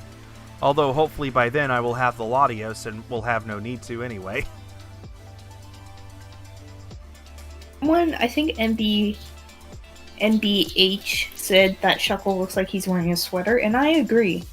That's kind of adorable to think about it that way. It's a cute idea. No, I did not get Xenoblade. Well, Xenoblade's a good game, Kim. It was one of the first Nintendo games ever that had a story. So, I think it was the very first Nintendo game that could be classified as a JRPG. So, a lot of people who are Nintendo fans, play it, and it's like it's their first experience playing a really deep, long JRPG story. And even if it's not your first, it's still solid. I mean, it's pretty high up there. So... Hold on. I will be right back. Alright.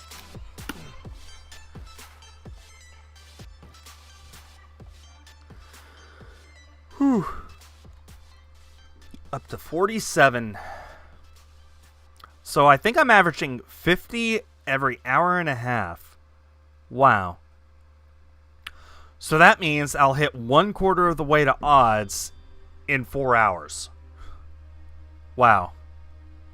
Do I like Mr. Beast? I don't watch him, but I think that what he does is good.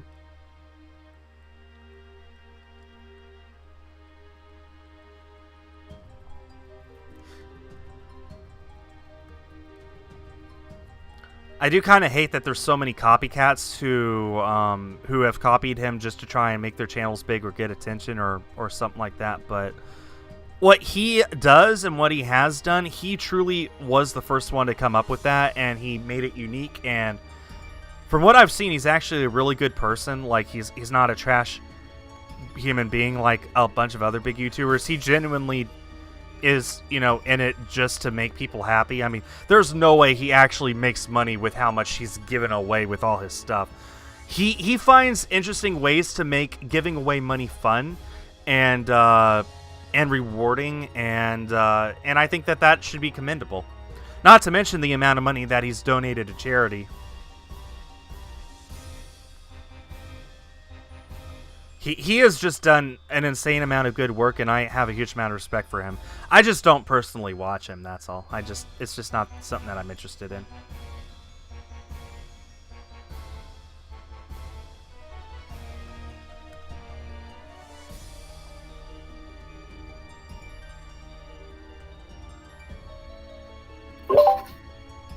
Cole, hello. Hi.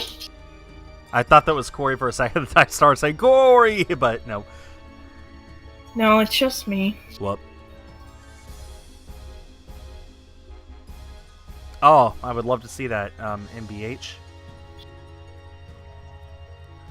Have I seen Mr. Buddy Team Buddy? No? I'm not familiar with that. I'm not a Nightbot. Hello? You're not a Nightbot. Hello? Wozzie's not a... Whizzle Wozzle? That's Wozzie. Wozzie is in my... I am talking with them right now. Come on. Say something so people know you're real. Hi. That wasn't something so people know you're real, but okay. I was BRB, that's why I wasn't responding. Mr. Beast tried to plant 20 million trees before January 1st. Did he manage to do that, by the way? I know that there were a lot of people who were getting involved. I think Elon Musk pledged 1 million trees by himself.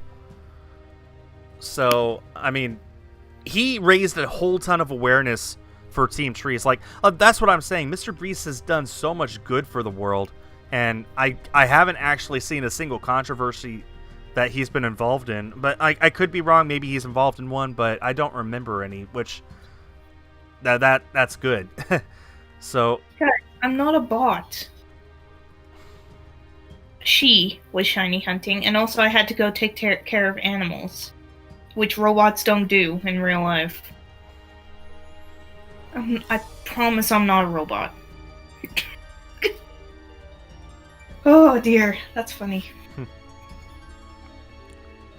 Something a bot would say. You're right, beep boop, you got me. I'm a bot made to make Skull look better. No, you don't need to bully anyone. That's just what I need. People to make me look better. Holy cow, we have 83 people watching? Somebody who accuses somebody else of being a bot may be a bot themselves. Yeah, you know what, Korie, you have a point. You have a point. Hey, I need for whoever said that, Kim Kelly, I need for you to prove that you're not a robot right now.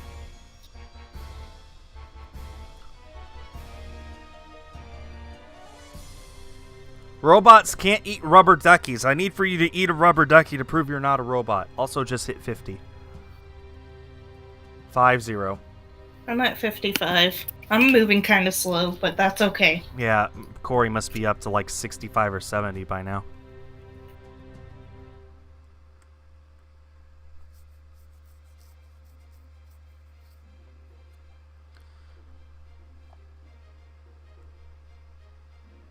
All right.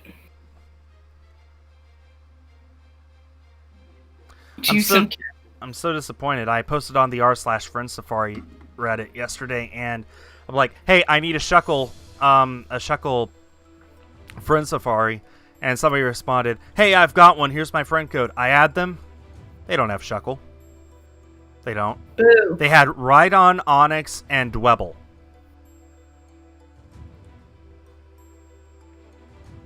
That's not Shuckle. It's not. I vastly prefer Friend Safari hunting in this game. It goes faster, and if I don't get the Shuckle as a shiny, I could always get something else. Or, I mean, I have a chance of getting something else. So, that was so disappointing. But that's okay. I mean, here, at least, when I get the shiny, it's guaranteed to be a Shuckle. And yes, this is X and Y. I'm actually playing Y right now.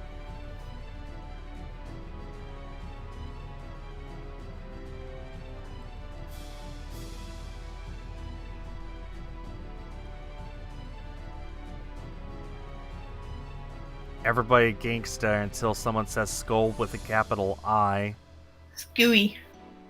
Squee. Squee. Korie just hatched the 66th egg. Execute order. Boo. Yeah, this is why. I love this game. This save file I began at midnight on launch night, and I haven't reset. I've never soft reset this game once, which is awesome. I've maxed out the in-game time on this. It's stuck at 1 minute before 1,000 hours. It'll never go up higher than that. I've essentially 100%ed this game. I've done everything possible that I can think of except the Battle Mason. And now this is where I keep my living shiny Pokédex. So anytime I get a pre-Gen 6 shiny, I prefer to put it in here and keep it here. I just love this so much. And that's why I'm playing Y today. I should be studying, is because Shuckle is obviously a pre-Gen 6 Pokemon, so when I get the shiny, I want to put it in my living Pokédex, which is in this game.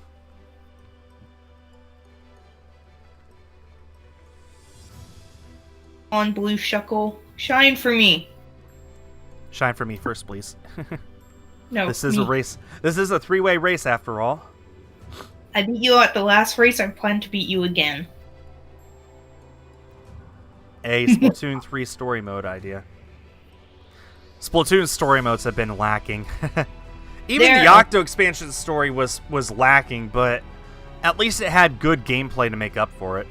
And the music was dope. It was. And, of course, you get to play as an Octoling after you're done, so... Octo expansion, totally worth the $20. Splatoon 2's main story... predictable and thinner than acetone.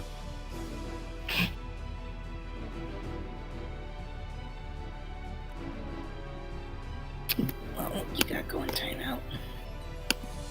Have I heard about the new Square Enix IP? I heard the Devil May Cry director is working on a game for Square, but haven't heard anything about what that game is. It could be a new IP. He could be doing Final Fantasy 16. He could be doing some other thing that they haven't done in a very long time. Maybe Star Tropics. Maybe he's making a Star Tropics game. Because those two totally make sense together. Star Tropics and Devil May Cry. That's all I've heard about it, though. Maybe there is a new IP and I just haven't heard about it, but... Oh, wait, are you talking about this new thing that they're making for the Switch? That's just a rumor. Don't believe it. Just a rumor. That being said, they are the ones who made Octopath Traveler, right? So... I mean, it could be real, but...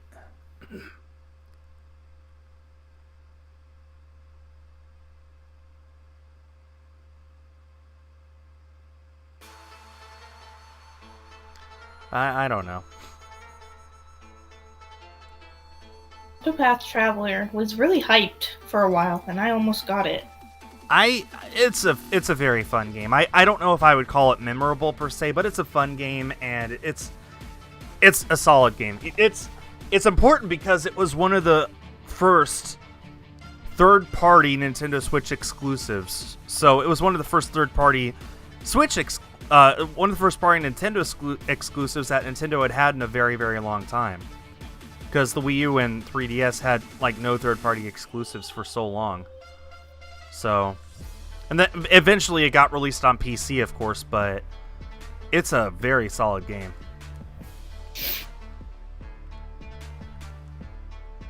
Do Crystal have a channel? Well, she's typing, so she must. What's your favorite poison type? Oh, man. Nidoqueen. I don't know. Actually, it's between Nidoqueen and Salazzle. Man, I don't know. It's between Nidoqueen and Salazzle. I guess I'd have to go with Salazzle. Ironically, they are both only girls. Actually, there's no irony or coincidence in that. At all, whatsoever. My favorite... You know what? I think my favorite poison type would be... I need to find them so I can remember their name. Gengar. I love the Gengar line.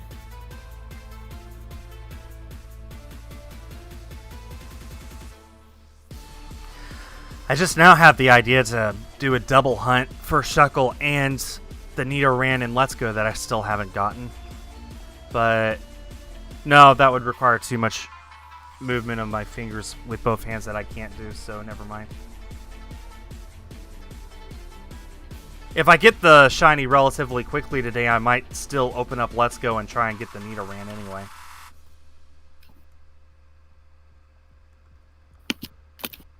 No, MBH, you should just have it, you should have it automatically if your Discord and YouTube are properly linked. Poison type legendary. Also, don't be nervous about pinging me. Poison type legendary. There's only like one, isn't there? It's one of the Ultra Beasts. Oh wait, no, it's Poipole. Yeah, that's a legend. That's an Ultra Beast. Yeah, I'm right. Okay.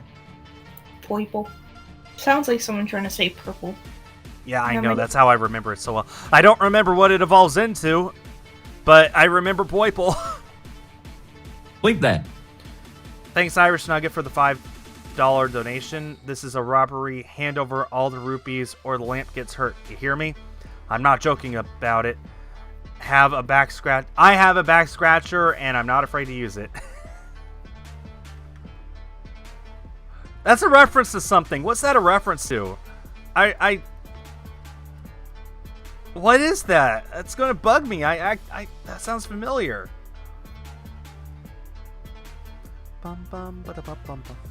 No, Hoopa is not a poison type. I think it's just a psychic type. It's a psychic something. I don't think Hoopa is a poison. Oh, Eternatus is a poison type? Right. It's a poison dragon. MPH, I'll help you out. Thanks. Where are you? Found you. Okay. They're a sponsor, right? Yes. Yeah. Yes. Alright, I gave it to you, MPH.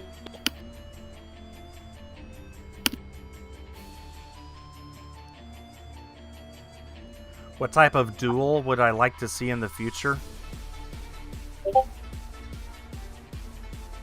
Exactly. 4 things came to mind and none of them were appropriate to say out loud, so I refuse to answer that. Hoopa Psychic Ghost, thank you. Of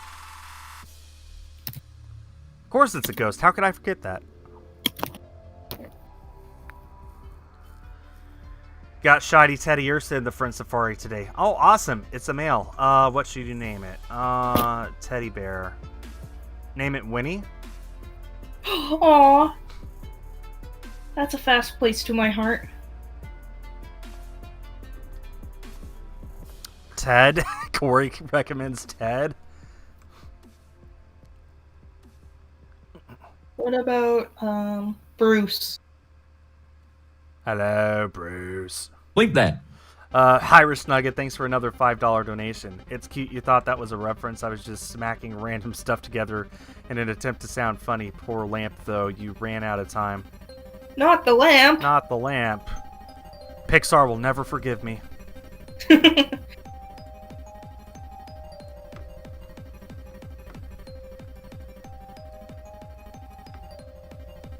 Watching Finding Nemo last night. Good movie. Music's really good. Makes me cry.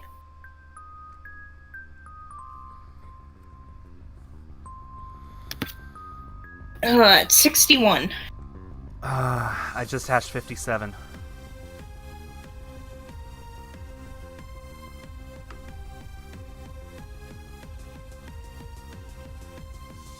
Oh, name it Robin for Robin Williams, who played Teddy in Night at Museum. That's a good suggestion. Yeah. Bum, bum, bum, bum, bum, bum, bum. Also, yeah, Irish Nugget can pick a nickname suggestion. Because you donated $10, so you could suggest a nickname if you wish.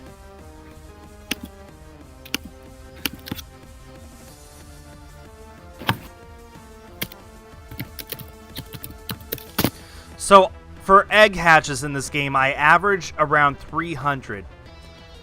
In fact, 300 is actually kind of common, because I got my Finnegan in around 300. I got my first Helioptile in about 300. I got my Riolu in 72, which was a record for me for the longest time. I think I went over odds exactly once, but I don't remember even what it was. I don't really Masuda hunt that much in this game, but yeah. What I'm trying to say is I think I can realistically expect to get the shiny Shuckle in around 300 eggs here. Corey's muted because their Wi-Fi is kind of janky. Yeah. Because they're talking smack right now.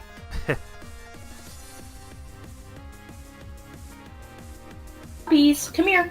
Yeah, XK, this is Pokemon Y. As an X and Y. How's the shiny Latios going? Haven't really made progress on it recently, but But yeah, next time I hunt for something in Sword and Shield, so probably the next time I continue on with Kay, I'll continue on with Latios as well. I am very, very close to halfway to odds. I'm at exactly 2,020 resets on Latios 2020, and halfway to odds is 2,048. So the next time I stream the Latios hunt, I will hit the halfway mark. Hey, I might have made a commit. You know that rug punching I do? Hmm? Someone wants me to make a Fire Nation one, and they want to buy it off me. Oh, Wozzie has found a new career. Forget child and youth care. Except I'm very passionate about that. And I start again in September. How long have I hunted Latios? About 2.5 years now. Maybe more.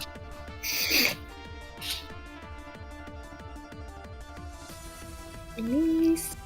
Yes, release. Blink I have that. more eggs than I know what to do with. Irish Nugget, thanks for the massive $10 donation. Ooh, I get to make a suggestion? Well then, how about my favorite game series, one of the Fire Emblem games? If you're new to the series, then play Awakening. It's by far one of my... Irish Nugget, you can make a nickname suggestion. You can name the shiny Shuckle. That's what we mean. Whoever has the top donation gets to nickname the Shuckle whatever you want. That's what we mean by a That's what we mean by a suggestion.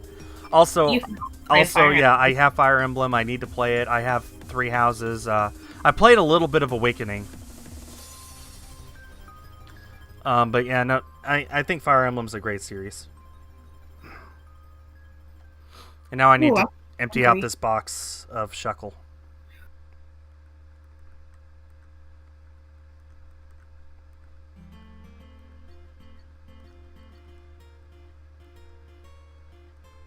Hello, Corgi. Y'all jealous of my corgis? Also, could I email you my EV? Does it have to? I don't like giving out my email. Let's see. Could you post it in, or DM it to me on Discord? Or you could post it on Twitter and tag them. Yeah. I'd prefer that. Skull, you're not playing Splatoon 2 anymore. I am too. Just made a video last week. Shuckle McHuckle fit? Irish Nugget, thank you for the $5. Oh boy, I apologize for the misconception. How about Shuckle McHuckle? Hold on. That will not fit. It maxes out at 12 characters. What about Shuck McHuck? I can do that. Mm-hmm. Irish Nugget, if you're okay with that, then we can do that. Shuck McHuck. That will fit. So if you're okay with that, then I'll make that the... Otherwise, you can suggest something else. Yeah. You don't need to donate with a suggestion. You've donated enough times. Yeah, me too, Chris. So that's why I was like, Kate McWarrior, if you want, or Kate the Warrior, not McWarrior. If you just post it in Skull's art channel, if you have the role, or just DM it to me, I'd prefer that. I'm Star Wozzie Star. Shuck Mc. Okay. 1, 2, 3, 4, 5, 6, 7. That's 12. 8, 9. No, that's Shuck McHuck. Oh, that's 11. No, it's not. 1, 2, 3, 4, 5, 6, 7, 8, 9. It's. Whoa! What is happening? Oh, I see. Oh, yeah. Don't spam F. Yeah. Shuck McHuck. That's 11. Will it fit? Yeah. Yeah, like All I right. said. So that's...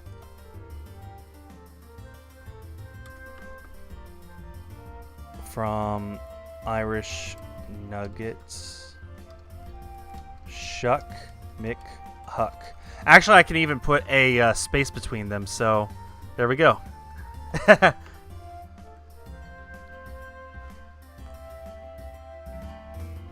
I see it go up live. Failboat said I stopped.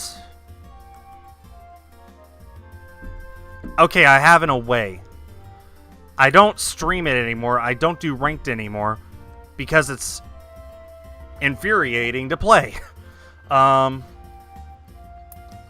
haven't like sold the game off or anything. I haven't given up on it. I just don't play it on the regular anymore for my own personal health because the game sucks at being fair and giving me opponents or teammates who know how to actually play.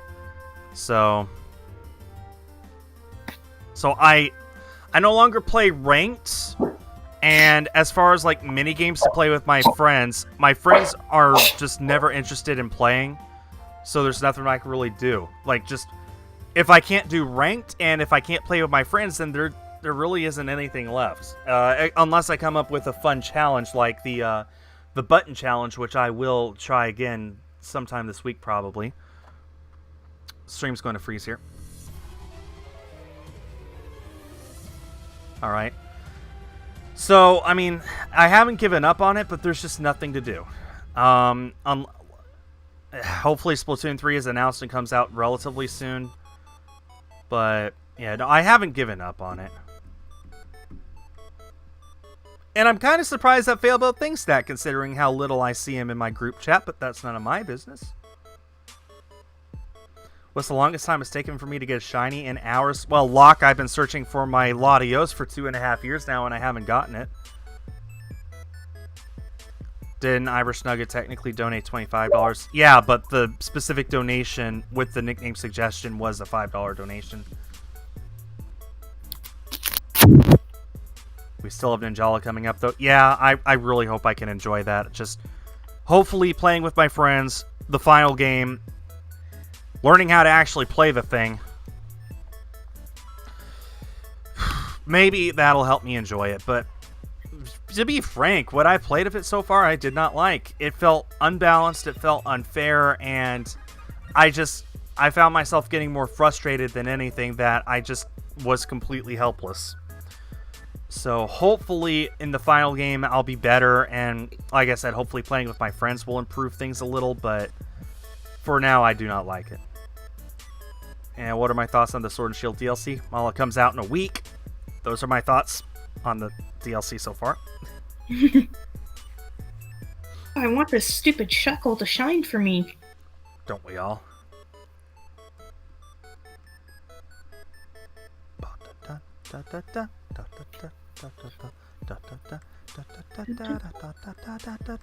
I'm at 62 eggs, which is exactly 1/8 of the way to odds.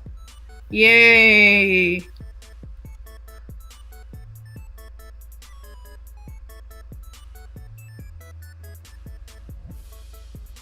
Well, that's assuming that they're going to even head straight into Splatoon 3 right now, Nuri. They could never make a Splatoon game again. Nintendo seems to have this habit of taking some of their biggest series and then just abandoning them. Let's see. Mother, F-Zero, Metroid, Star Fox. Because I asked for Shuckle Blue Sparks. It really feels like anytime Nintendo has, just so many times in the past, they have so many big franchises that they just leave abandoned for decades.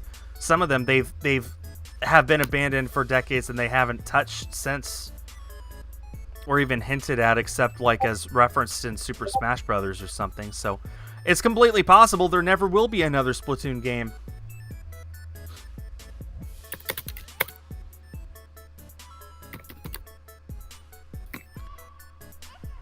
Although I really hope they do.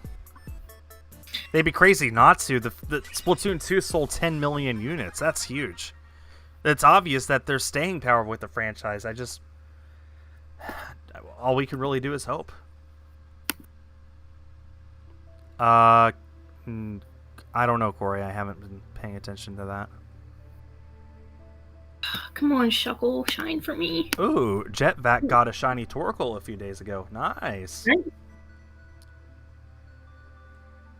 Dude, shoutouts to the Mother 3 fandom for being so persistent and so optimistic. Yeah, poor Reggie. I think he's gone on record to say that was his least favorite thing about being Nintendo President of America, is because he just constantly heard Mother 3, Mother 3, Mother 3. Non-stop. No, we're not doing that, crazy grandma.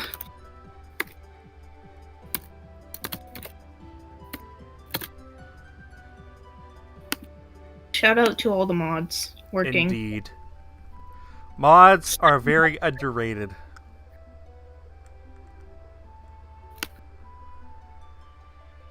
Yeah, that's fake, Nader.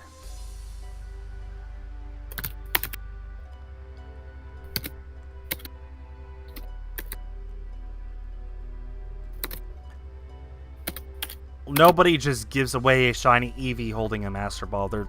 That's fake. Unless you could find like some shock YouTuber who makes all their views off of clickbait titles. Unless you could find someone who gifted away a shiny Eevee holding a Master Ball, I guarantee that is fake.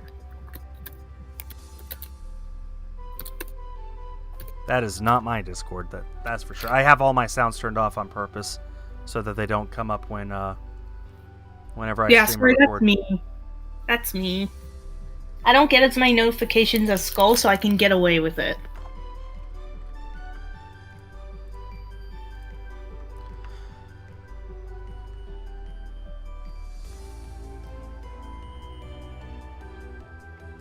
Okay, Irish Nugget, this should show up in a second. Thanks for the $5. How does one stream on the DS? You need a capture card. You need to buy a DS that's been modified to output video to your computer. And I think the regular DS is not actually that expensive. I'd like to say that you could still get one of those for like $100 or less. It's not that bad. But the 3DS is very expensive. So yeah. So that's how you stream off the DS or 3DS, is you need to modify the system in a way to be able to do it. And it's not cheap.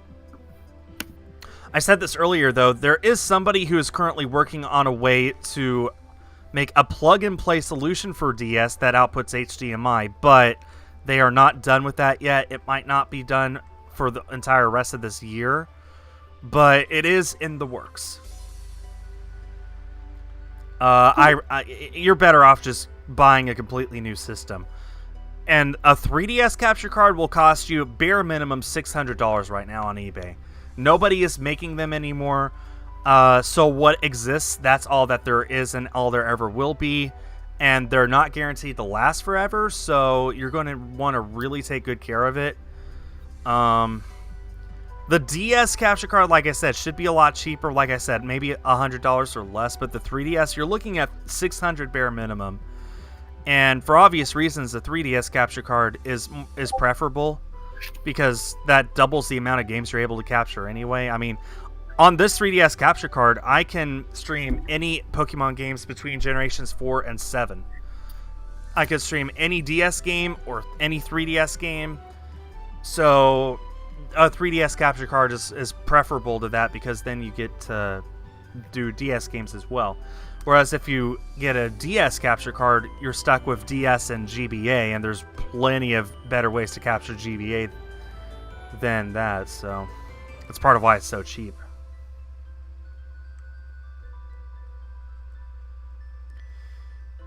Yeah, and if you want to modify the systems you already have, I don't know if that's even an option anymore.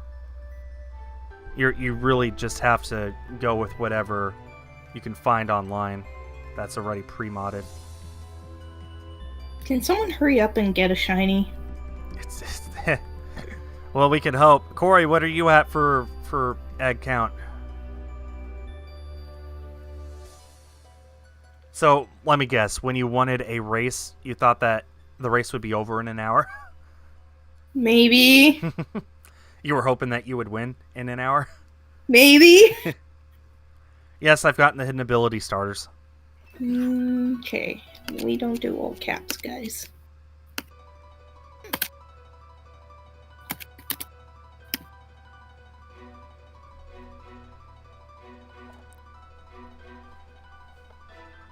Well, Irish, like I said, I don't know if it's even possible to modify a console anymore, so you might just have to look and see if you can find one pre-modded.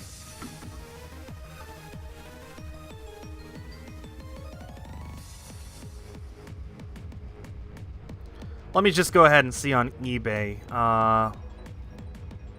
DSI capture card. Maybe that. Yeah, DSI doesn't even exist as a capture card. The only capture card that exists for DS is the original DS, the big fat one.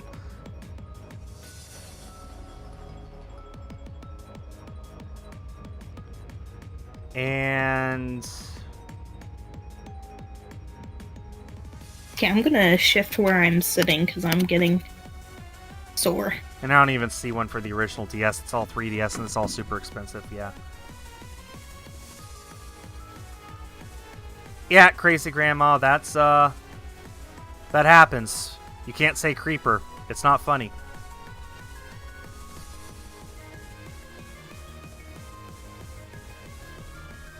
What's wrong with all caps? It's considered yelling. It's just rude on the internet. Korie's up to 86. She's 20 ahead of us. 20 ahead of me, anyway. What is my preference on air? Breathing it.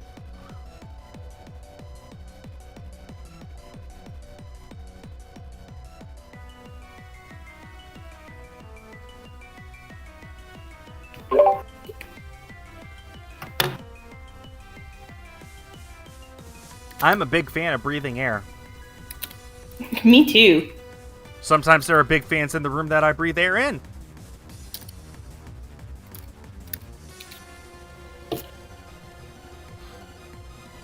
Okay. I mean, by that definition, Isaac, air is no longer air if it's a liquid. Much better at the TV, where I can spin and make myself dizzy.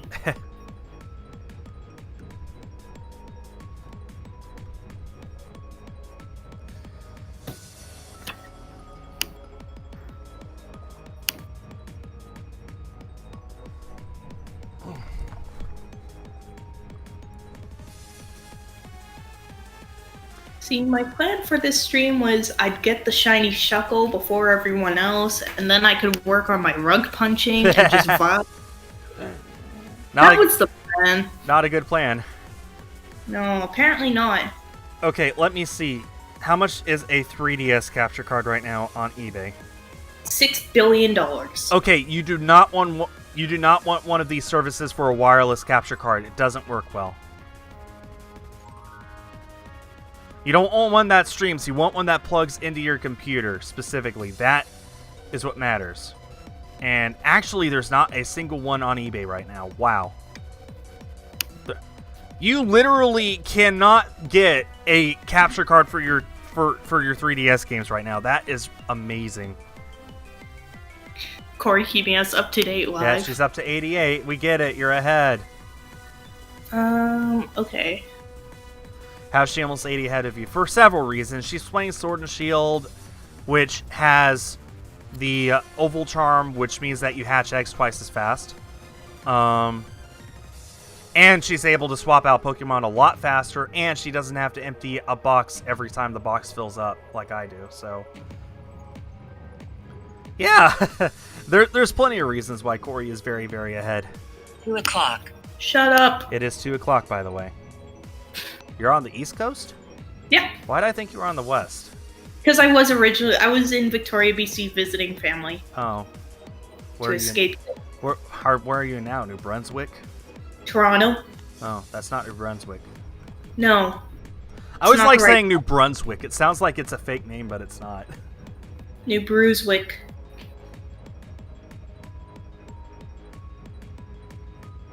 In Texas.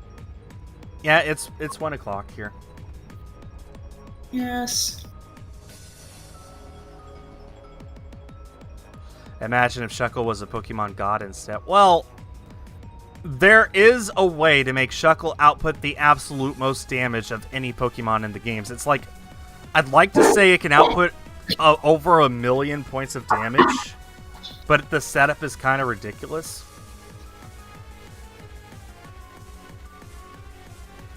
I'm sorry, I have a boofing dog. It's okay. Also, I am very close to the halfway point for my goal. That is awesome. Thanks, everyone who has donated and who will donate in the future. I'm only, what is this, $23.44 away from reaching the halfway point to my donation goal. Oopsie. My plan is to buy my plane ticket to Philadelphia at the beginning of next month.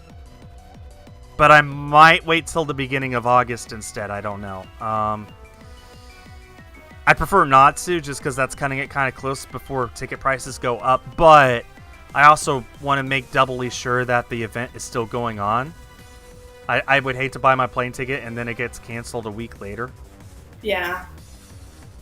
I hear you. So maybe I'll just get it in early August and just bite the bullet if the money is a bit more expensive. I don't know, we'll see.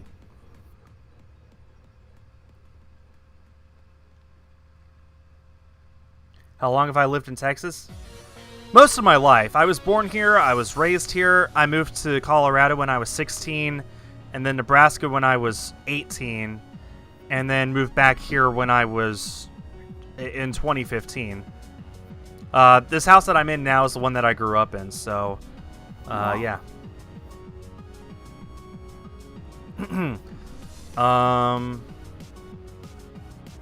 Bleep that. So I guess I'm 28.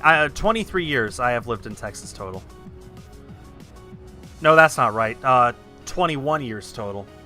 Irish Nugget, thanks for the $2. How do you fancy a Pokemon battle sometime IFX? I wish I could say yes, but unfortunately I moved all of my battle Pokemon up to later generations, so I do not have Pokemon in this game to battle with. I wish I did. I would love to take you up on that offer, but I do not, and I apologize.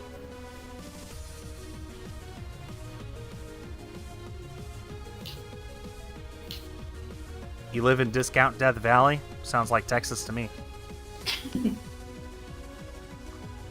I'm not kidding. It's right now this very minute.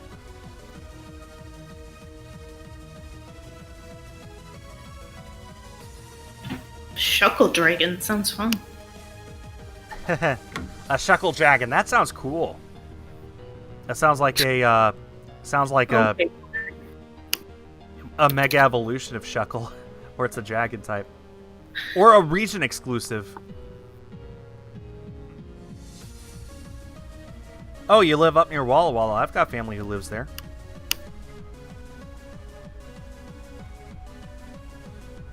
What part of Texas do I live in? The Houston area. I'd rather not be more specific than that.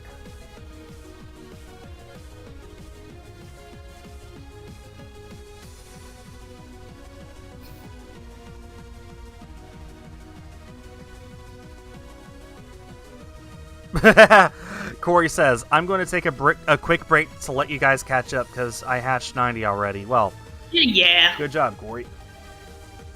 Yeah, Cat Lover, you've said you can't donate. I appreciate you guys not telling me that you can't donate. Thank you. It's okay. Just being. I'm never going to ask you guys to donate, okay? Just, if you can't or if you won't, don't worry about it. That's completely up to you. I only want donations if you guys really can and want to. Otherwise, just being here is enough. You know why? Because you could sit through this ad. Thank you. We're up to over 150 likes, actually, on the stream. That's ridiculous. Thanks, everyone. Yes, thank you. Well, I've got in-laws there. I don't know if I'd call those family or not, Irish Nugget. Fine.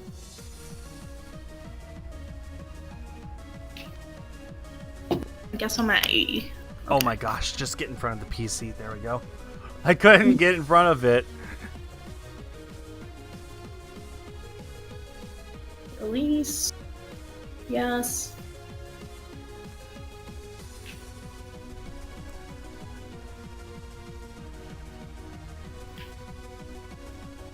Like I said, realistically, I should expect to see the Shuckle around the 300 mark, because that's what has been most common for me to get hash shinies in this game. Well, it's either between 66 for me or it's still going on 300 plus. There is no in between. Oh. Well, there's always a first time.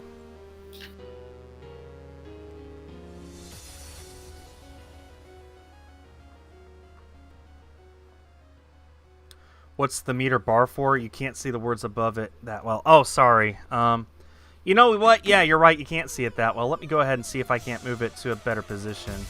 Move it down slightly. Yeah. Does that look better? I think that looks better. So that is the donation goal, so that I can attend the Too Many Games convention in Philadelphia this September. It's a video game convention, so it's kind of like PAX, except it's a lot smaller. It's not nearly as high profile. You don't really go there to see new games before they release. You go there just to celebrate games in general.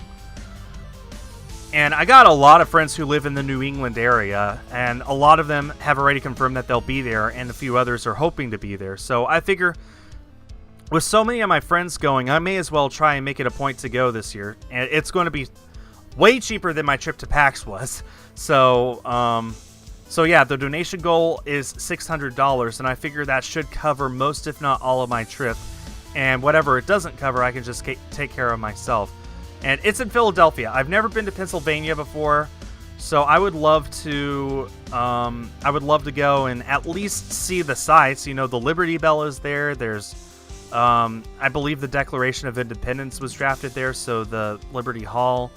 I would just love to go there and see those historical sites, as well as spend time with my friends.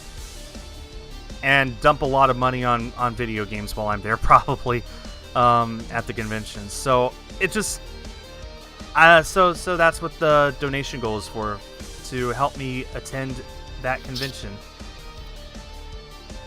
And no, when somebody becomes a member, it does not count. It does not count towards the goal, Cheese Boy. The only thing that goes towards the goal are donations and super chats. Does anyone live in Alabama? My mother was raised in Alabama. In fact, she was just talking about that with me the other day. George Wallace was the governor while she was there. He is one of the worst politicians in history. Just terrible man. But yeah, she was telling me how she grew up there, and like when they first moved to Texas, they went out and like spent $200 on a meal to celebrate. So, and this was in the 60s. So you do the math. Anyway.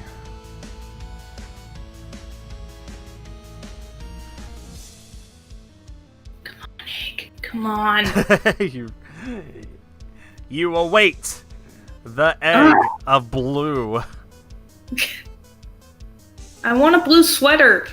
You're like the Jawas in The Mandalorian. The egg! The egg! The egg! The egg! Yes! I don't know how much longer I'll stream today, in all honesty, Joshua. I don't know. That's fair. If I get the shiny relatively soon, like I said, I'm probably going to just swap over to Let's Go and find that Nidoran. But if I go for another 2 hours, I probably won't be interested. It depends on a lot of things. It depends on if Wozzie and or Korie get it before me. It depends on how soon I get it, if they both get it first. It depends on a lot of things. I don't know how much longer I'll be going. I think it's safe to say that I'll at least be here for another 30 minutes, though. At least. Do I like water? Yes. I like myself, so I guess so. Because people are water. Do more Splatoon hide and seek. I wish I could, David. My friends aren't interested. There's nowhere left to hide. There's nowhere left to seek. We're just going to have to wait for the next game to come out. You could do Animal Crossing hide and seek. It doesn't sound as fun, though. Fair enough. But chasing someone with an axe? That just sounds fun in real life. What are you talking about? Alright. Hey, that's horrifying. I hate that. Ooh. Hey, eggs. What's my favorite Wii game? My favorite Wii game? That's a good question. My riding's stable. Honestly, I think I like Wii Fit. Or Wii Sports. I think I actually think Wii Sports might be my favorite Wii game. Yeah, Wii Sports was good. I like Wii Play.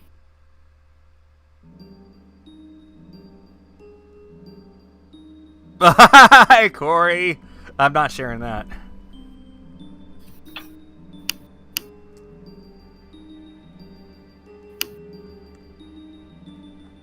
I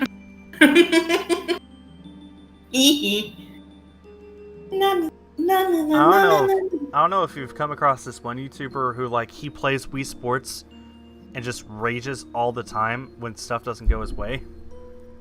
What's his name? I don't remember, but he's super entertaining. Like it's not like Putz where he's like just toxic. It's like this guy is like this guy is like mad, but it's hilarious. Is he the guy that tried to go for a 90, like a perfect baseball? Yeah. Yeah. He's hilarious. Like I said, it's not like Putz. Putz is like toxic when he's mad, but this guy is like this is so funny.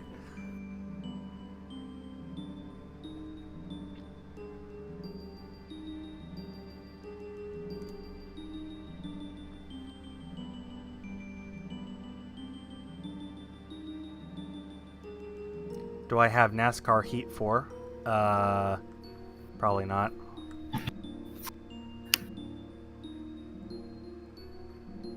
Oh, Poofisher. Yes, that's it. Yes. He's funny.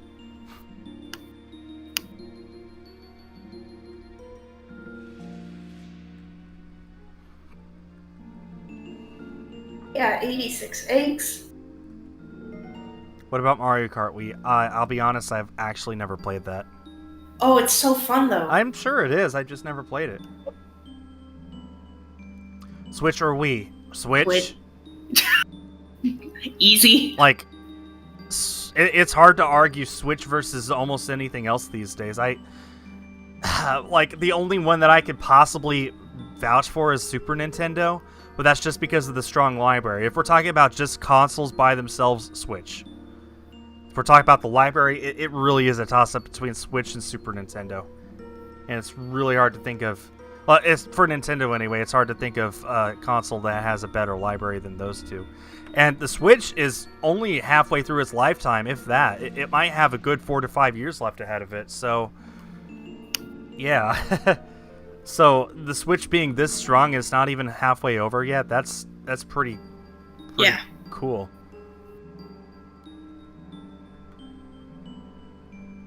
I don't know if I have room for another console if another one comes out.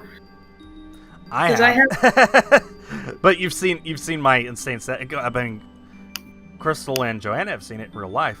But yeah, I have so much room. But that's on purpose. Hatched 196 eggs for Shiny Sobble. Help, please end my suffering. Those are rookie numbers. You gotta crank those up. Still don't have my Pukamuku. How long did it take for me to get my Sobble? I genuinely don't remember. Hold on. Skull, Shiny Sobble. Okay. Skull, Shiny Sobble.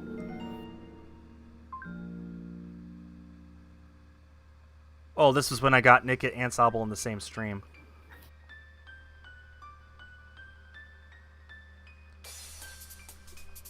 That was also during a race. Sobble I got in 314. Yeah, that's about where I'm at with my Pukamuku, and I still don't have them. Oh well. One day, my pickle will come. Aw. Someday my pickle will come. Nobody take that out of context, for God's sake, please. Well, now they will. You mentioned it. Oh, no. I do not want to... I absolutely do not want to see people posting that clip on Twitter and tweeting me and have me retweet it for the whole world to see without context. Oh, no, I don't want that. Korie, no.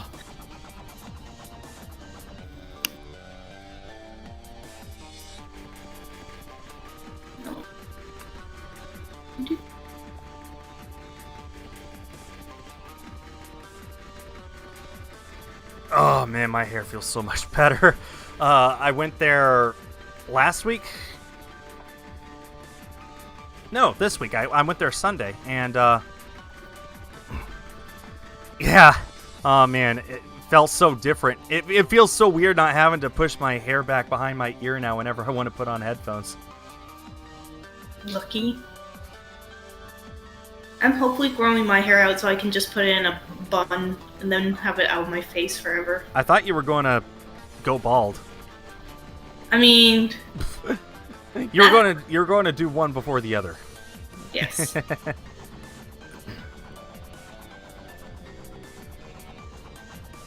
How many nickels do you think a Shuckle would weigh? At least 2. Maybe more. At least 2. You can't tell me I'm wrong.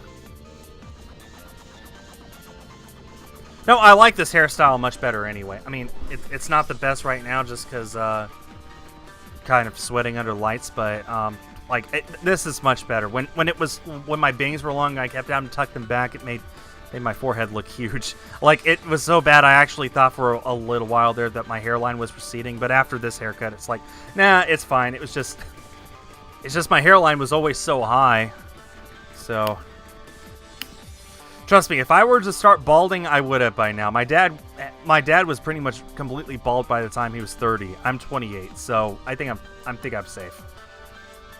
My mom tells me, and I believe her because I choose to, that hair loss is maternal, and her father had a full head of hair by the time he died at the age of 91. So I think my odds are pretty good that I'm safe. Take that, genetics. Do I like soccer? No, and I don't understand the people who do. You watch people kick a ball around for 4 hours. You're lucky to see 2 points total. And then if your team loses in South America anyway, you're willing to commit murder because of how mad you are. I don't understand that, and I never will. Sorry.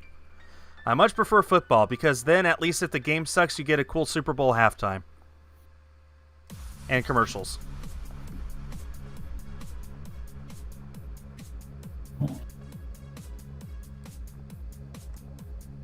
Oh yeah, hockey's brutal.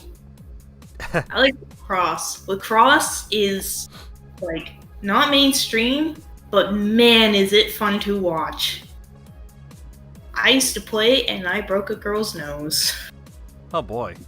It's aggressive. Wow. Honestly, the sport that I enjoy the most playing anyway is volleyball. Volleyball's fun too. But not too many guys play volleyball, so it's really hard for me to find a grip to play with anytime. But man, I love it. It's a lot of fun. What about track and field? That's not a sport. That is punishment. I agree.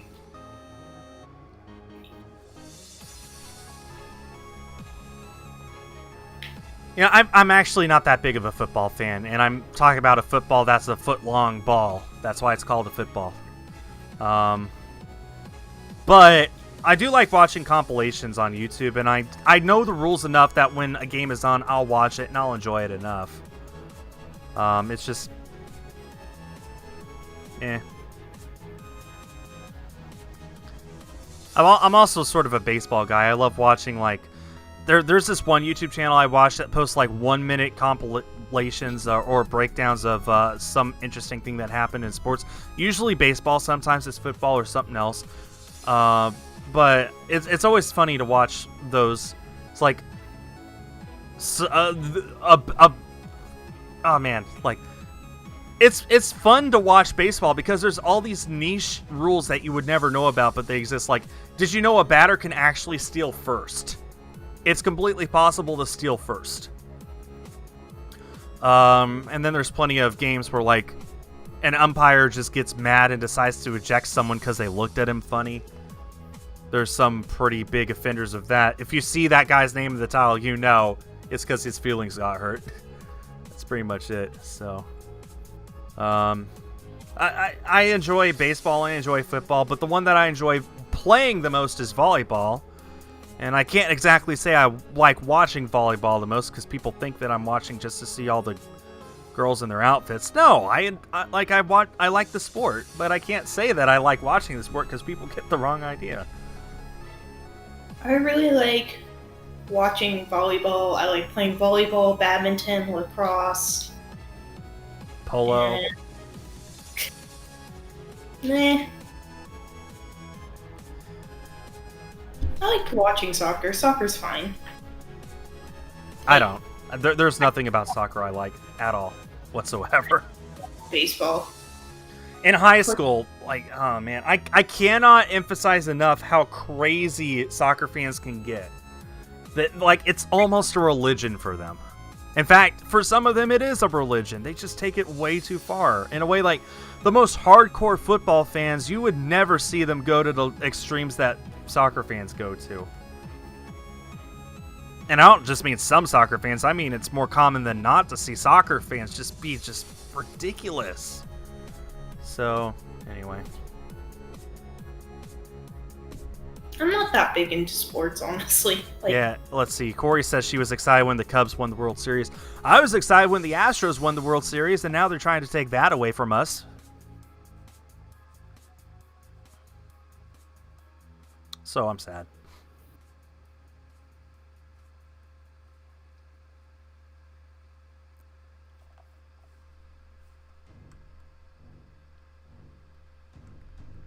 All right, later, Asa.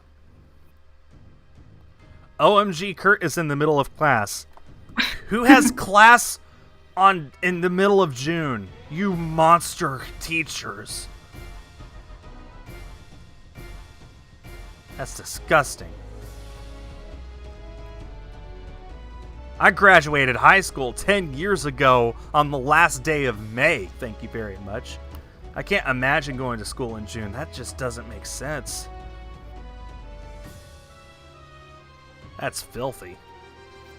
It makes me want to shower just thinking about it. I should shower today.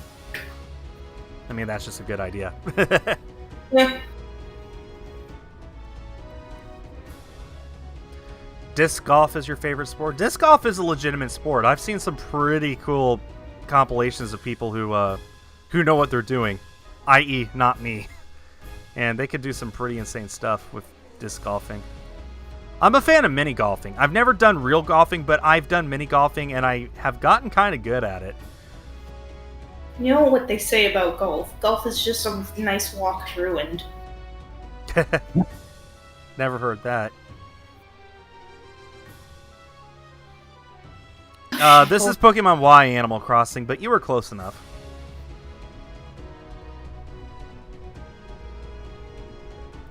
I guess right here it'd be impossible to know the difference anyway. The differences in the game are definitely not on this route.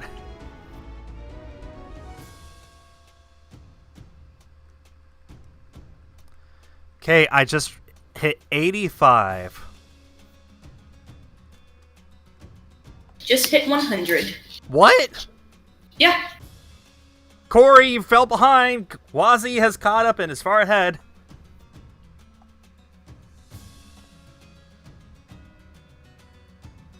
Yeah, took a break. Yeah, but Wozzie is now ahead of you, and I am so far behind. Doesn't matter if you get your shiny before me.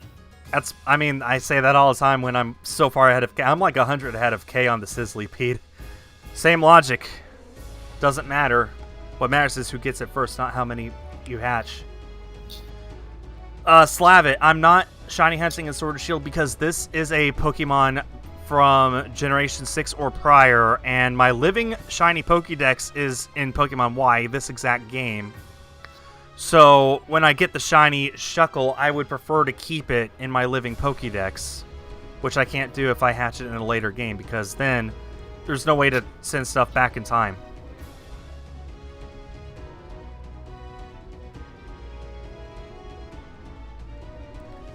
When I hit 90, I need to empty out this box. Fair enough. Pokemon Go. Pokemon Go is just flat out not compatible with these games. Pokemon Go can connect with exactly one game, and that is Let's Go Pikachu and Eevee, which is exactly two games, but they're two versions of the same game, so whatever. But yeah, that's all Pokemon Go can connect to. It can't even connect to Pokemon Home yet, and now that I think about it, I can't remember the last time they gave us an update on that. Even if it could, it's only a one-way trip. You send something from go to home, that's it. You can't you will never be able to send stuff from home to go.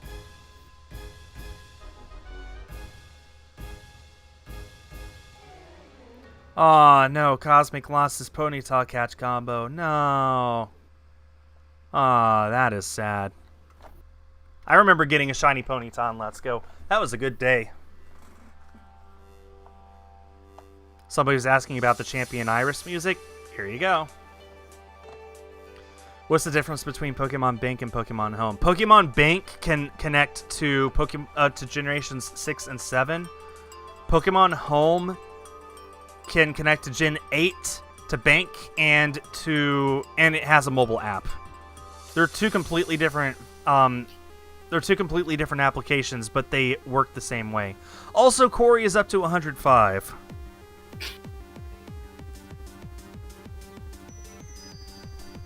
Yeah, they're not that far behind. Or Wait that. OMG Kurt, thanks for the $50 to Mexico. 50 pesos, I guess? Class is over now. XD, love your vids. Skull, keep up the good work, mate. Thank you. Hold on, let me do a quick calculation. 50 MEX to USD.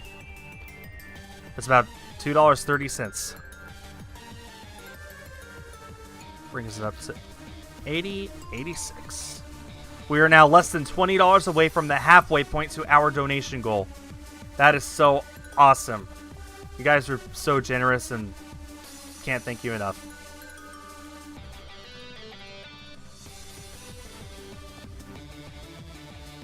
Now, Irish Nugget, your donation is perfectly safe.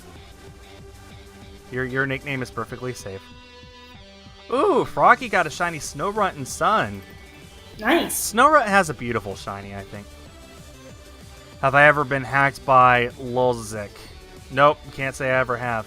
Never been hacked ever, as a matter of fact. One person tried, but, well, I'm not allowed to talk about what I did to him. Concerning.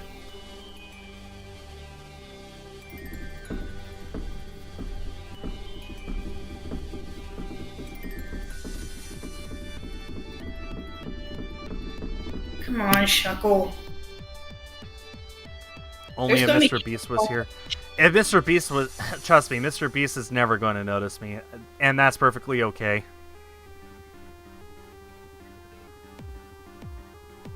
I can only imagine the amount of taxes I'd have to pay for a donation as big as what he would give me.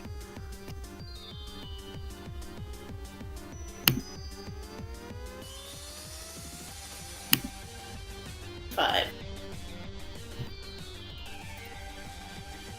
Don't jinx myself. Well, what kind of jinx myself would I have if I said Mr. Beast will never notice me, like he would notice me? And you're telling me not to jinx myself with something like that? Okay. Interesting. You drew a coughing like Shuckle just now? Huh. Beast or Putster? Mr. Beast, all day, every day. Like, it's not even close. I wish... I wish that I just not continue on that. Did I have something? No, okay. Oh, man. Never meet your heroes. That's good advice. Yeah, that is. Because people are still people. Like, unless you're literally Mr. Rogers, they're gonna be disappointing in some way. Yeah.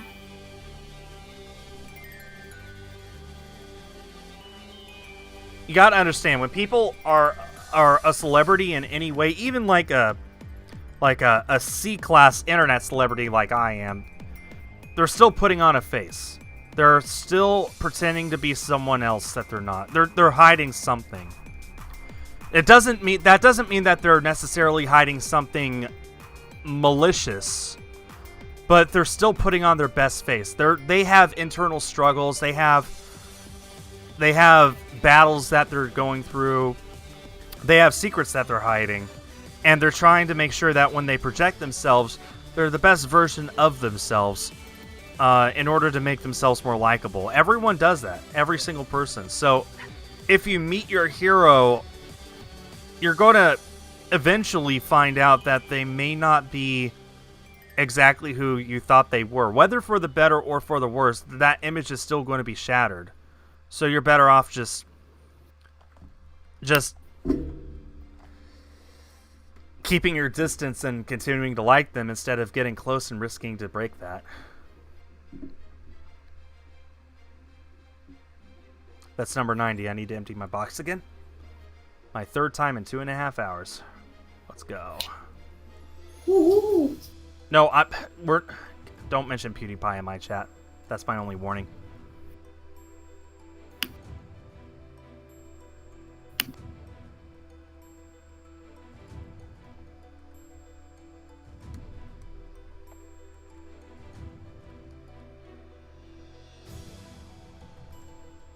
Emptying my box now. Good.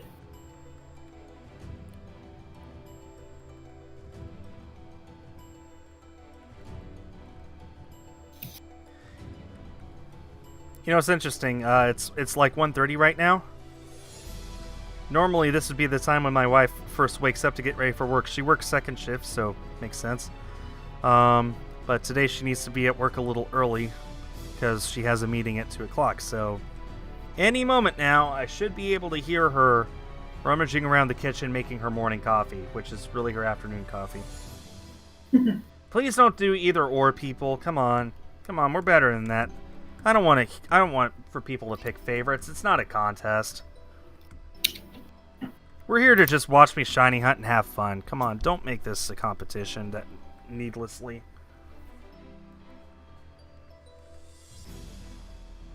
Only competition going on right now is the race. Yeah, exactly.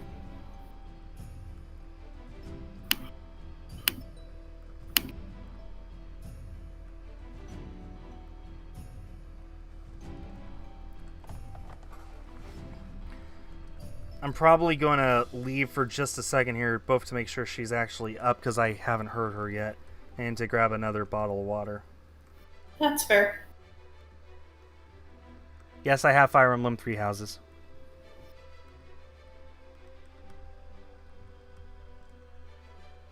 Favorite PG movie? Frozen.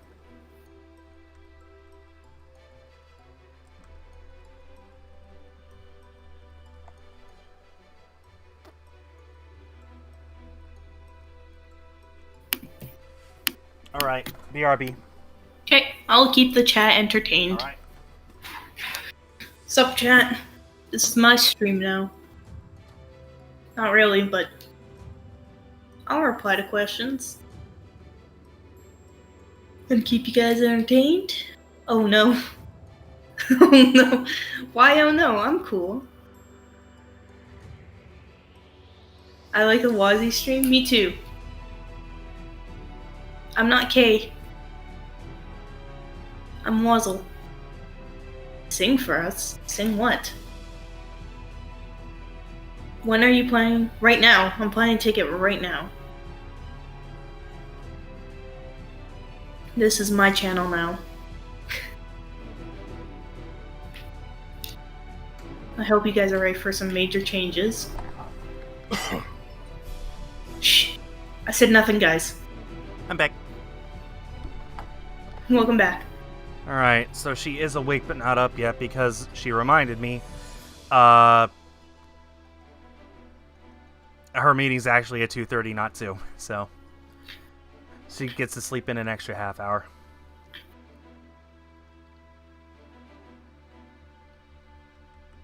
Do I like furry? Yes or no? Aren't those the little toy with the huge eyes and the beak? The big fuzzy things? That's a Furby. Oh. I am lagging a lot on your screen. Try reloading. Try reloading, try a different screen, try better internet, try a better computer, try any number of things. Some people can't just automatically try a better computer just on a whim. People just it's like if there's a frame dropped, they automatically assume it's my fault for some reason. I would sing if you guys gave me a song request, but I'm not a good singer. I'm not just going to randomly sing a song. I'm a terrible singer as well.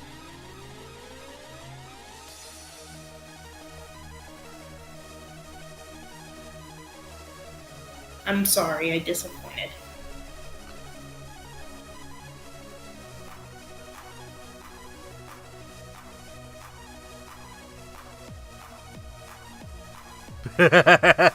I know full well what furries are, people. I was just trolling you, but no. When you reminded me, well, when I should be studying said some of them believe they are animals, it just reminds me of that clip of that guy who's like, in all ways except physical, I am a wolf. Yes! And then he barks out to the ocean, like, yeah. It's so cringy, but it's hilarious, too. There's another one where, like, it's a girl and she hisses at cats. No, she hisses at dogs. Sorry, excuse me. I mean, I think those people are kind of crazy, but it's also so hilarious. I'm just like, I'll let them be happy. Yeah, for the most part, it's harmless. It's whatever. Yeah, it's harmless. I think furries in general are harmless. I have seen some who are not harmless, and but I think it's safe to say that they're denounced by the rest of the community. So, but that's like in any like. That's in any community, yeah. Yeah. I mean, there's plenty of harmful YouTubers, and yet here they are, still alive and well. I mean, alive and well. Still, their channels are alive and well. Did not mean to make a threat there. Anyway, but you know, it's that way for any community. So, I have acquaintances who are Furbies, people that furry. I have acquaintances who are furries, and they're completely harmless. They just like dressing up as animals, and I think that's fine. I mean, I have a Nick Wilde cosplay that I have. It's not a fursuit. It's just his shirt, his tie, a wig, and my Jumbo Pop. And I've been called a furry many times at conventions because of it. I'm just like, yeah, you know, nothing wrong with what I'm doing. I'm just having fun. So and that's all that most of them do is just have fun. So what do I think of them? I think that they're fine for the most part. Yeah. Yes, I have a Jumbo Pop. Wildo. It is made out of EVA foam, and it is huge. In fact, many conventions I've been to, people have used me as a beacon to help find their friends. I'm not kidding. I was in line to get an autograph from Alan Tudyk. He signed my Jumbo Pop. He was in Zootopia. He played Duke Weaselton. So I had him sign my Jumbo Pop. I don't want to feel this flatness. I don't feel like it. So while I was in line, the people who were behind me like, hey, we're trying to find our friends. Can we use you as a beacon? So I just held it up, and they found us, like, instantly. So...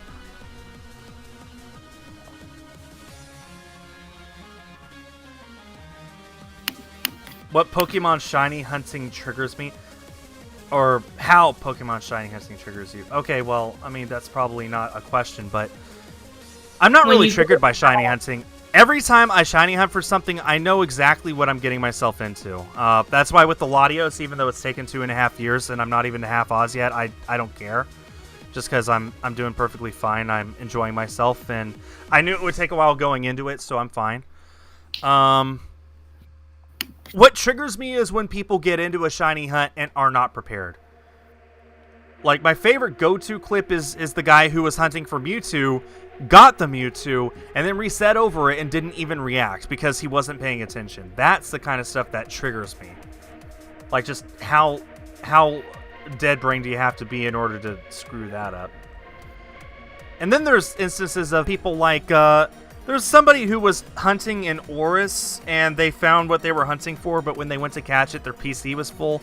That doesn't trigger me. I feel genuinely bad for the guy, because anyone can make that mistake. That's just something that you don't really think about when preparing to shiny hunt. But when you're hunting for something and you are genuinely not prepared, that is what really gets me.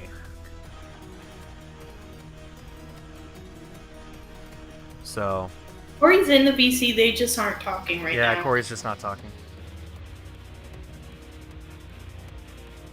Failing a shiny is a big oof. Yeah, but sometimes failing it is beyond your control. Like, if you can encounter a random wild shiny in the Safari Zone, and you don't catch it, I don't think that you should be. I don't think that you should feel bad about that.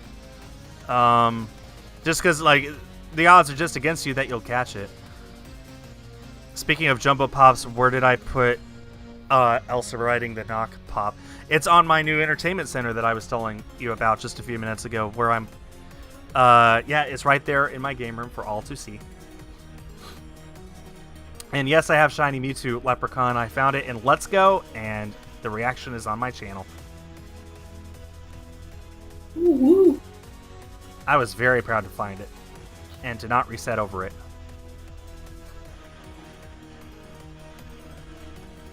No caps, guys. Yeah, just uncapping one word doesn't count, people.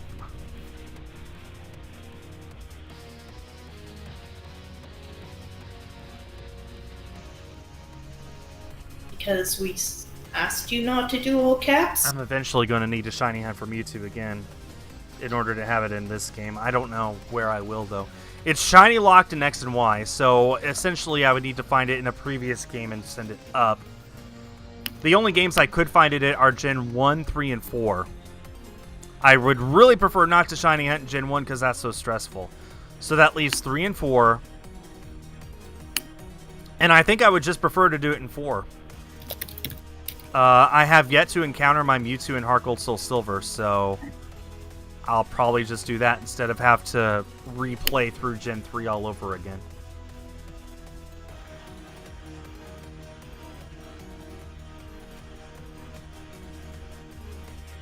You guys timed him out at the same time.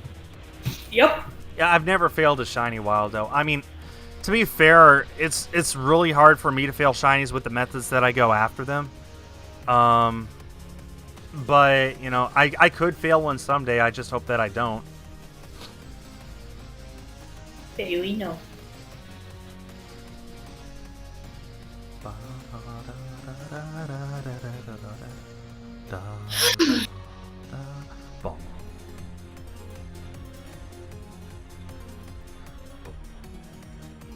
I love this song. This is Gold and Silver Kanto Gym Leader Remix.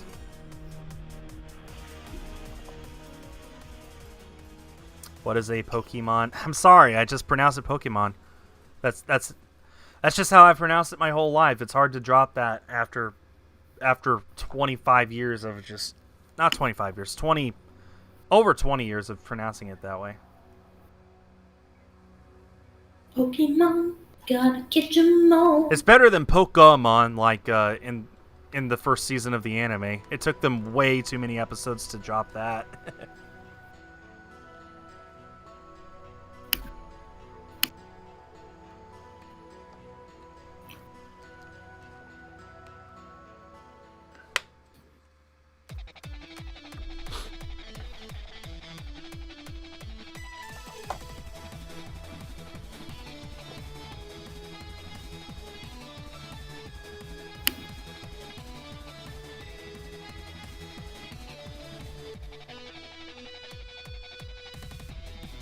Coming up on 100 for Shuckle. Korie's at 121. But it's not a race. Oh, wait, it is. Just say Pocket Monsters. There's no way to get that wrong.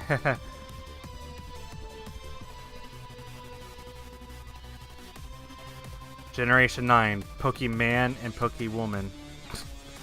Ooh, bad joke. That actually was funny to me, though. Okay, I'm at 120 hatched. Wow. So you and Korie are pretty much neck and neck now. Yep.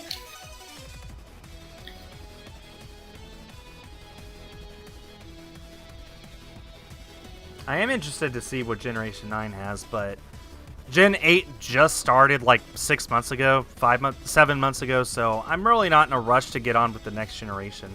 I want to see how the rest of this one plays out. We got the Isle of Armor DLC that comes out next Wednesday, and yes, I'll stream it. Because I know people are going to ask about it. We've got Tundra, Crown Tundra, that comes out later this year. And I think it's safe to say that we'll get Diamond and Pearl remakes sometime in the next 2 years. And then, you know, we'll just have to see how the rest of the generation plays out. That'll be interesting. So yeah, I'm very happy with just enjoying this generation right now while it's out instead of already looking forward to the next one. I mean, if I'm looking forward to the next one, then what's to stop me from speculating about what Generation 10 will be, because that'll be the 10th generation. Let's just pull a Microsoft and just skip Gen 9. Let's just go straight from 8 to 10. Yeah. Yeah.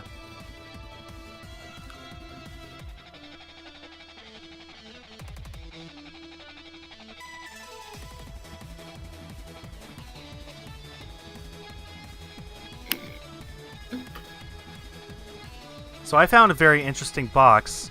Yeah, I hope so, Korie. Hope that there will be an Manaphy egg mission. I found a box at the bottom of my closet when I was emptying it. The front closet in the living room, while I was emptying it, getting ready to strip the carpet. It was an unopened, sealed box, moving box, from when we first moved here 20 years ago. It was the very last box that had yet to be opened. So I opened it, and now we are officially moved in 20 years later. And inside were just... there had to have been 100 or more record albums, like vinyl records. And it's sitting on my table right here behind me now. It's just barely out of frame, but it's heavy. It must weigh 100 pounds. It is super, super heavy. And it's just... Man, I just found that awesome that I just happened across that. And according to my mom, most of them belong to her dad. So, and a lot of them are over 50 years old. I found some that are older than she is.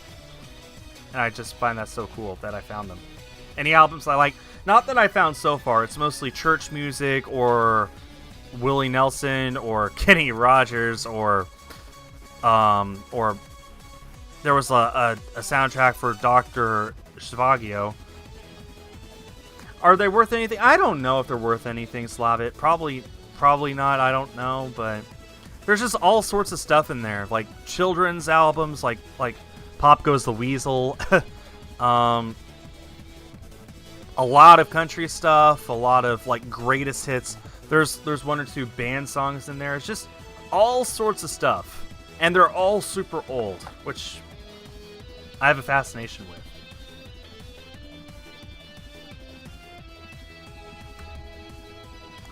So yeah, I thought that was an interesting tidbit that I throw out there. Nice. I have hatched 100. No shiny. I'm slowly organizing my room, which I have a lot of stuff and not a lot of room, which is a problem now. Would I rather go to the past or the future? Oh, that's a good question. Probably the past, because at least then I know what I'm getting myself into. So, once you guys hit 128, you are 1/4 of the way to odds. Yay! And are you actually keeping up now? With keeping track of how many you have? Yeah. I should watch the NASCAR race tonight. It's on FS1 at 7. What's FS1? Is that a channel? I don't have cable or satellite, so probably can't watch it. Do I think the Wii U deserved more fame? No. No, I do not. It was a terrible console with hardly any games worth playing on it, and Nintendo should feel bad that they ever made the thing. In fact, they've been trying to make people forget that they made it at all. I mean, all those Wii U games are on the Switch now. There's maybe 5 total games that were on the Wii U that aren't on the Switch that are still worth playing. Nintendo wants for you to forget the Wii U existed, because it shouldn't have. The Switch is what the Wii U should have been.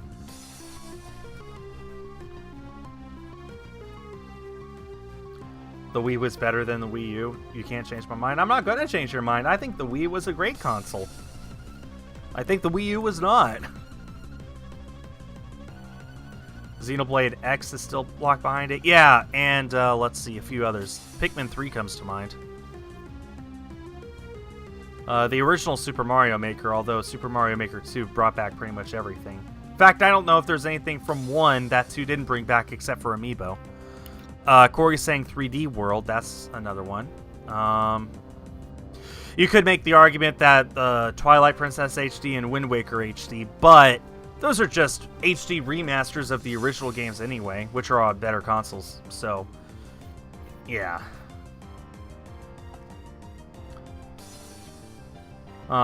Crystal liked the Wii U. That's the thing. I liked the Wii U too. But objectively speaking, it was not a good console.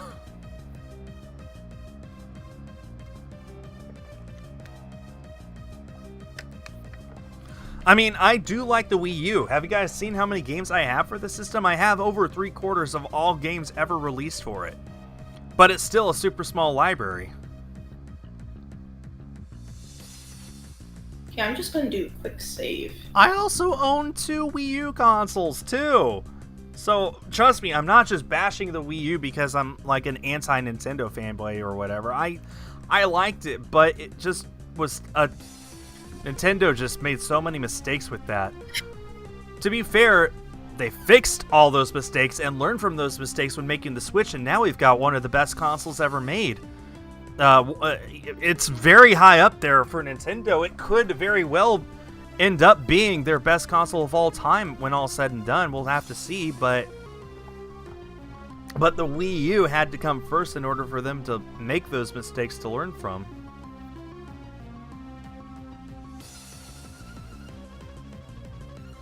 And yeah, the Wii U was poorly marketed. That is most of it. I mean, even the name.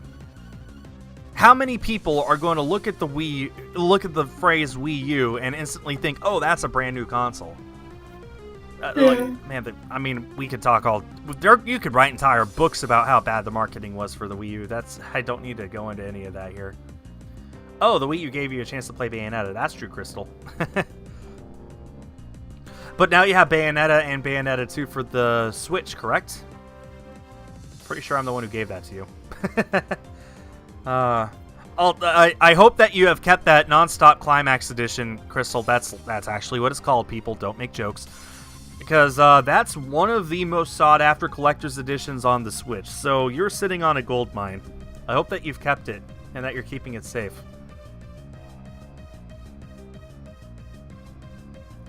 Did Mako Mart from Splatoon get its name from Mallow Mart from the Zelda series? I doubt it. I sincerely doubt it, Michael Collins. You share a name with an astronaut. I like you. I like you already. Michael Collins was the command module pilot of Apollo 11. He was in orbit around the moon while Neil Armstrong and Buzz Aldrin made the first moonwalk.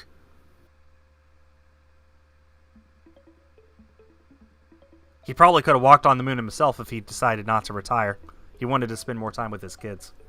It's like, I went to the moon. That's good enough for me. But you could walk on it. Yeah, I know. But I don't want to.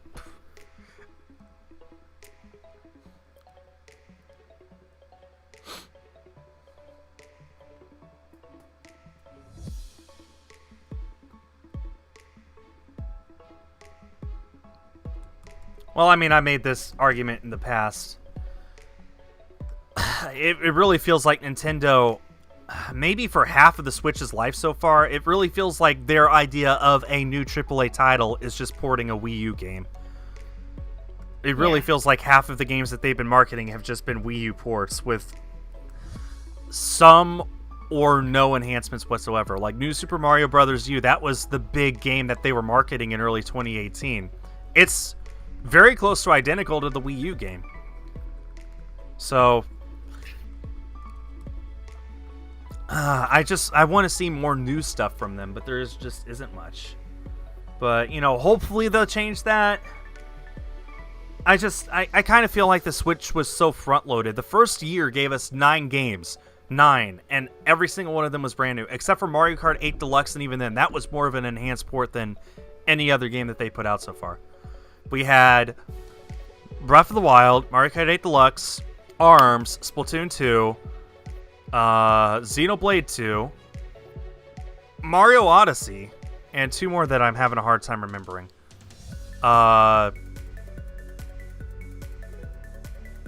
1-2 switch. Let's 1-2 switch. Yeah, funny. But ever since then, they've been trickling out games, and half of those games have just been ports of older games. Like, even some of their biggest new games have just been ports or remasters, like Link's Awakening. Yeah. So, I just feel like I was worried at the time that they were front-loaded. I just didn't think it'd be this bad. To the point where, in the last 12 months, how many truly new games have we gotten? We got Pokemon Sword and Shield, we got Animal Crossing. What was their big holiday release last year? Was it Pokemon? Oh, it was Smash. Oh, no, Smash was 2018. Right. I think Pokemon then. Yeah, and I think that's another problem is they feel like their DLC, their expansion passes count as complete games. Like Octo expansion, Fighter Pass for Smash, Pokemon DLC, all of those are being as heavily marketed as a brand new game. Which, hey, I mean, I'm very happy that we get those expansions. It's great new additional material, but it's not a brand new game. So it's just a little disappointing. You're at 1/4 odds? Yeah. 128. Wozzie's at 128. 130 now, but Oh, okay. Even more. I go by fives. So anyway, they did have Fire Emblem last year. I forgot about that. That was another new game, but there's just not been that many. They've been trickling them out. Which I just have bad memories of the last year of the Wii U, where they had 2 games total in the entirety of 2016, and both of them were not very good. I don't want to see that happen again with the Switch, and it's a great thing that the Switch has so many third-party developers, because even right now, when Nintendo really isn't making that much new stuff, there's still new stuff to look forward to, like Ninjala in a few weeks. Yeah, there's a bunch of good games out. I have like over 7 games. Yes, Mario and Rabbids, that also came out, I believe, in 2017. So, but yeah. that wasn't actually a Nintendo game. Ubisoft made that. That was a cool one. It was weird though. Yeah, it's like a tactical game, like XCOM. XCOM, yeah. It actually gave me Advance Wars vibes, and I would love to see a new Advance Wars. I would love to. XCOM is a better one just because the stakes are higher. Yeah. I remember Nintendo Land. Nintendo Land, yeah.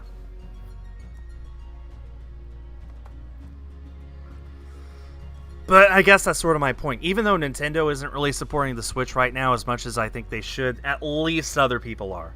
I mean, every single week there are new retail games for the Switch, and a lot of them are really high quality. There is not much shovelware on the system, which is, huge contrast to the Wii, which 90% of the Wii's library was shovelware. I'd like to say 90% of the Switch is at least fun to play if you pick it up. Yeah, there's a bunch of good games that aren't like... Golf Story's a lot of fun. Yeah. Party Board is fun. Shantae. Yeah. It's 3 o'clock. It's 3 o'clock. It is. Speedrunners is fun. Children Morta is such a good game. Mm-hmm. My Haunted Lego Harry Potter is fun. And you know what? It's not like Nintendo doesn't have more stuff coming out in the future. I mean, Paper Mario Origami King comes out next month. And we did just get Xenoblade HD, which, again, a port, but at least it's selling well, and at least a lot of people are picking it up who either played it before and loved it or never got the chance to and now are able to. So, and we do, of course, have Metroid Prime 4, and I swear that game had better be good. They cannot keep us on the edge of suspense for this long and have it not be good. And also Breath of the Wild 2, which is the game I'm most looking forward to from Nintendo. Is Korie on mute? Yeah, she's muted herself. She's having internet issues. So there's still plenty to look forward to, and they could always pull something else out of their hat of tricks. They could make They could make a new Star Fox game, a brand new Star Fox game. They could make Odyssey 2. They could make a new Mother game. They could make a new F-Zero game. They could make all sorts of stuff. Funny enough, did you know the last F-Zero game was actually not made by Nintendo? It was made by Sega.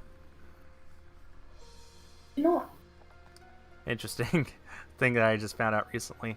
But there's so much potential of stuff that they could make, and who's to say that they aren't actually making any of it right now? I just wish they communicated with us a bit more. That's all. The first year they gave us so much to look forward to, and then all that came out, and it's like, well, we're done giving you hints anymore, which I don't like. I wish they would.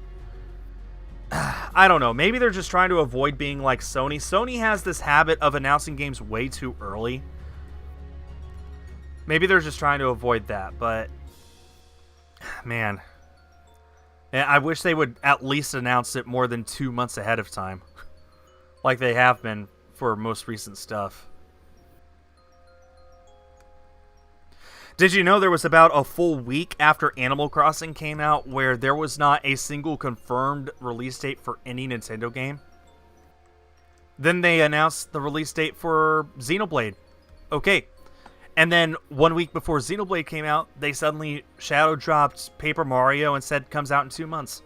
So that might be what Nintendo's going to do from now on. Maybe we'll get to within a week of Paper Mario coming out and they'll be like, okay, here's Pikmin 4 coming out in 2 months. See you in 2 months with our next announcement. Fishy will go ballistic if that's true. Everyone will go ballistic. So, Sure. But yeah, that's sort of what I'm getting at. Like, I realize, like, E3 was supposed to happen this weekend, and they could have had a nice presentation to get us stuff for the rest of the year. I realize that. Like, that's canceled, so that probably won't happen. But, oh, man, the entirety of 2020 so far has just been either nothing to look forward to or something gets shadow dropped to be released right around the corner. That's... I don't like it.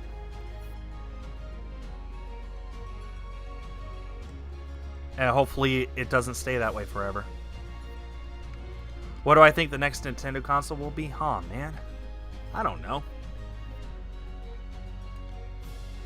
I think they'll do like a console with discs. Like that's very in the past. If they're doing another console, Yeah. No, it won't use it'll be- discs. it'll be download. Nintendo has always been very anti-disc. You know why? Because discs can be copied and pirated very easily. Extremely easily. And they've been avoiding Blu-rays because Sony holds a patent on Blu-rays. They don't want to have to shove out a percentage of their profits every time they make a sale. So, the first time they used discs at all was... Oh, shit! Really scared the crap out of me. The heck was that? Wozzie, what happened? Oh, hi, Nightingale. Now that you're here, hopefully my luck turns around. Wozzie's dog was very loud. I'm sorry. I'm good. You know what? Okay, Wozzie muted themselves. What was I on? I unmute her muting. What was I on? What was I talking about? Somebody remind me? Oh yeah, the first disc that Nintendo ever made was the Famicom Disk System, only in Japan. It essentially used a glorified floppy disk, but it was proprietary Nintendo hardware, and the thing had a reputation of just not lasting very long. Hey guys. Hi. Amidst all that, guess what I just got? Really? You got your shiny you Shuckle got while it? you were muted? Yep. Okay, Wozzie has won this race. What number did you get it on? Let me just double check. 134. Wow, that is good. That's actually very good. Wozzie has won this three-way race. Who's going to get second, me or Korie? Oh, Wozzie's In the going to go midst back of to all looking the for her chaos. Pyukumuku now. I win.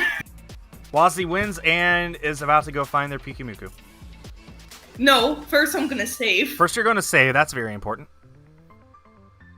Extremely important. And then I'm gonna imagine add- I get it on 134 as well. It only took you 3 hours, Wozzie. Only. Okay. You won like you had hoped. It just took a little longer than you thought. Hey, Nightingale popped in just as you got it. Maybe that's a sign. Oh, your shiny Golurk went missing, Nightingale. No, I hope you find it.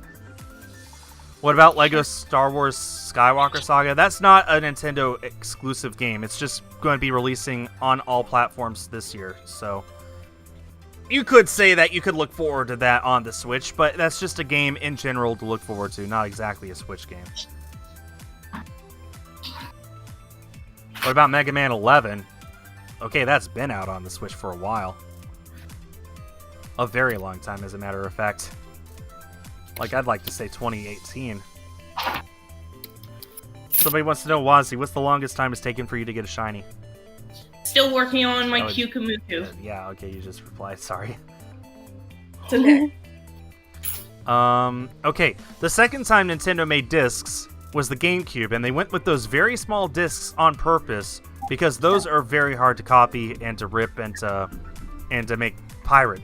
They went with the small discs solely so that people would have a harder time pirating their games. Which, of course, meant that those games had to be a lot smaller than other systems were capable of. I mean, at that point, the PS2 and the Xbox were using DVDs. The Dreamcast was using GD-ROMs, which was even higher capacity, so Nintendo really handicapped themselves all in the name of making sure no one could pirate their games. Which didn't even work out, because within just a few years, people were pirating their games anyway. That's why with the Wii, instead of using DVDs, they use a proprietary format. They use their own discs that they designed and manufactured and all that stuff. The Wii U uses the exact same discs as the Wii does. And it isn't even the capacity of a DVD, much less a Blu-ray. So, and of course they went with cartridges now because those are even harder to pirate, although cartridges for a handheld system makes more sense anyway. But my point is, Nintendo has zero reason to go with a disc-based system ever again. They have no reason to. Flash memory has gotten so much faster than hard disk media. They're just going to keep that up. I mean, there was speculation that next-gen consoles wouldn't even have disk drives because discs are seen as outdated now, even Blu-ray discs. So, I mean, they will have drives. Like, it's been confirmed now they will have drives, and they'll be using 4K Blu-rays as their disc system. But, you know, in another generation, those might be gone. Which I would hate. Because then physical media would forever be, you know, a thing of the past. But,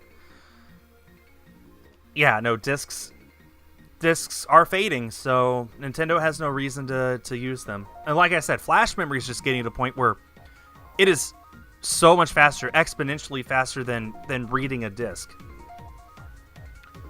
So, next gen, like PlayStation 5 and Xbox Series X, they will use internal SSDs that can read games so fast, you could go through the entirety of the world in Spider-Man in real time in 3 seconds. Wow. You could zoom through it, zero lag, everything loads properly in frame. You know, it's perfect. It's like flying through the real world, and you could do it in 3 seconds flat. That's how fast the next gen SSDs are going to be. That's how fast flash media is. You will never get that kind of speed just reading straight off of a disc. Sonic fast. Sonic fast. I mean, next-gen Sonic games could be that fast. That could be a game changer for Sonic.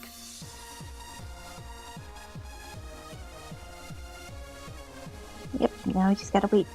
We gotta wait till the next Sonic game announcement. What about the fact that Yoshi was announced in 2016 for 2017 and then got delayed? What about that fact, Bob? What about that? It got delayed. So what? Games get delayed all the time. The game Yoshi since that became Yoshi's Crafted World. Yeah, that's what I thought. I'm like, yeah, I mean, it was announced in 2016, preview to 2017, released in 2018. I mean, so what? Games get delayed. It's a fun game for what it's worth, but No Yoshi game has ever been as good as the original Yoshi's Island. Each of them has tried to do their own gimmick. This is going back to what I was talking about earlier. Every Nintendo game needs to have a gimmick in order to justify its release in their eyes. They can't just release a new game unless there's something unique about it to catch people's attention and to make people remember it as something different 30 years down the line. So, Like, what was it? Yoshi's Island DS. I do remember that. Actually, I like that game. Where it's like not just Baby Mario, it's like Baby Peach, Baby DK. yeah.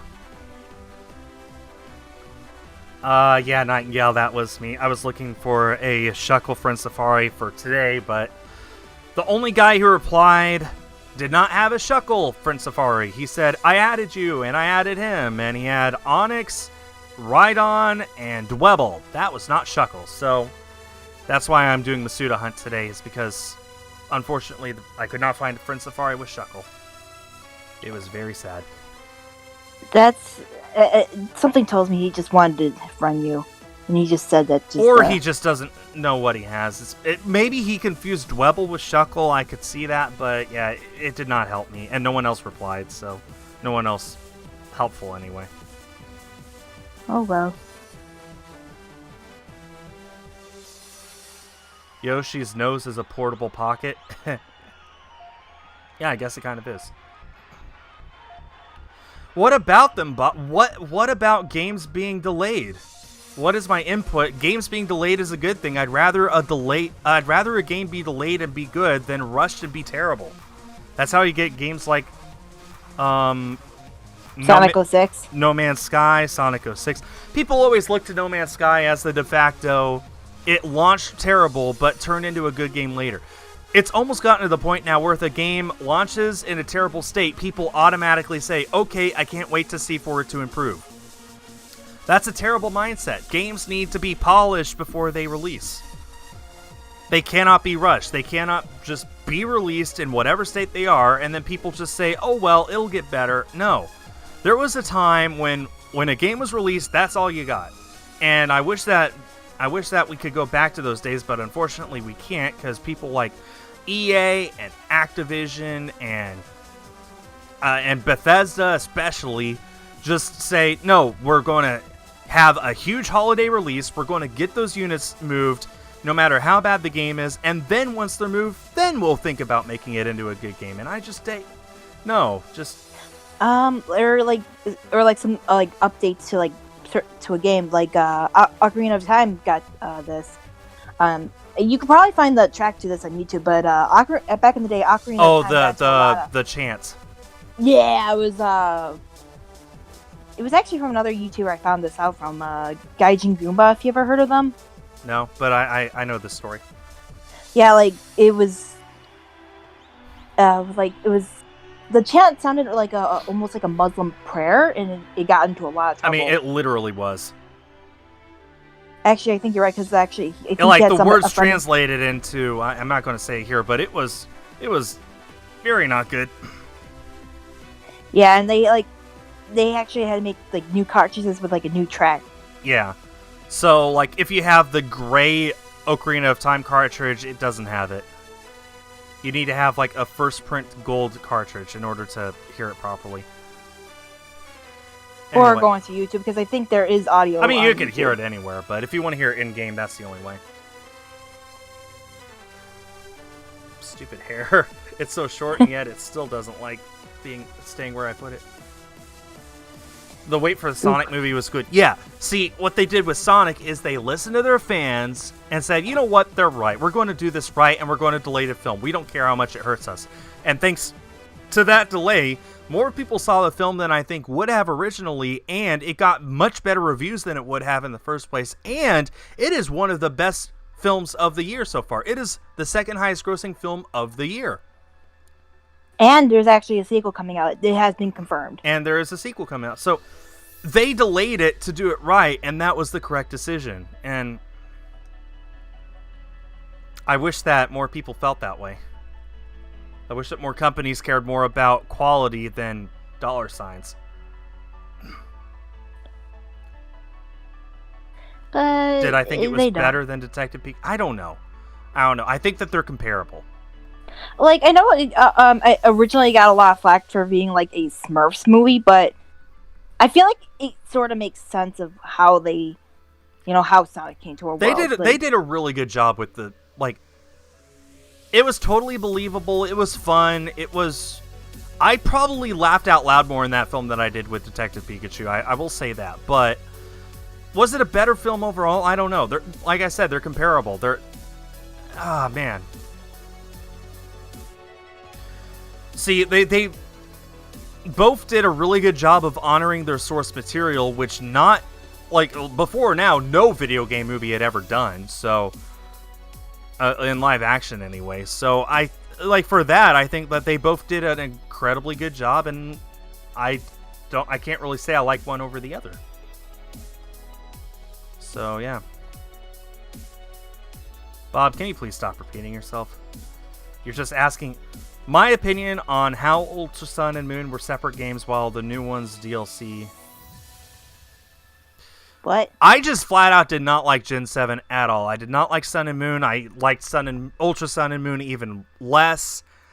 So my opinion on those games being completely separate games, I don't care. They exist. That's about as far as my opinion goes.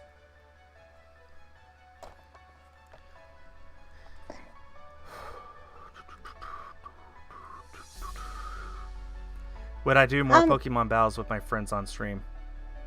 I might consider it, but it'd be more up to them than me. Nice. I'd like to rematch you. Haha. Haha. What were you about to say? And I was just saying I would like to do a rematch with you. Because I actually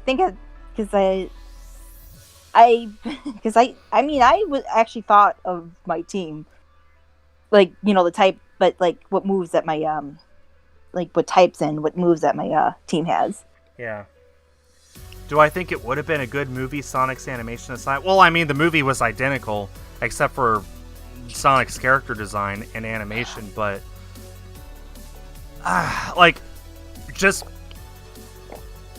it would not have made anywhere near the amount of money that it made. I'll tell you that. Because people would have refused to see it because it looks nothing like Sonic. I know a lot of the scenes that they repurposed, but I think some of the scenes they actually had to redo from the ground up.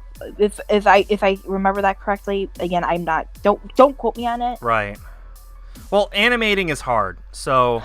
Well, actually, they did, because the opening was actually much different than right. Than what the final product was, because you can find this on YouTube. Look up the Sonic deleted scenes opening. Yeah. And no, Baby Sonic. I'm glad they actually redesigned it, because Baby Sonic was pretty terrible. I don't know. To answer the original question, I don't know if it would have been better or worse than what we eventually got. And it's sort of... It's dangerous to think about what could have been, because then you start pondering, and the more you ponder, the more you think that you hate the final product. I mean, there's so many people who have talked about The Rise of Skywalker and how the original script for it leaked, and it's been confirmed that was the original script. That's not just some April Fool's joke or something. And every single person that I've seen talk about it on social media is like, this would have been such a better film than what we got, and I'm just here like, you can't know that. Like, the script on paper is different than the script on the final film, and I happen to really like The Rise of Skywalker that we got, so it's dangerous to think about what could have been, because the more you think about that, the less satisfied you are with what we got. Yeah. We are given what we're given, and nothing can change that, so... That's just my 2 cents, and that's my mentality on everything. Okay. Hello. Everything's calmed down a little bit. Emptying out my 4th box. I'm at 120. I think I'm still 20 ahead of you, because I'm at 150. Oh, well, that's 30 ahead of me. Oh, no, yeah, you're right. That's a full box ahead of me now. Uh,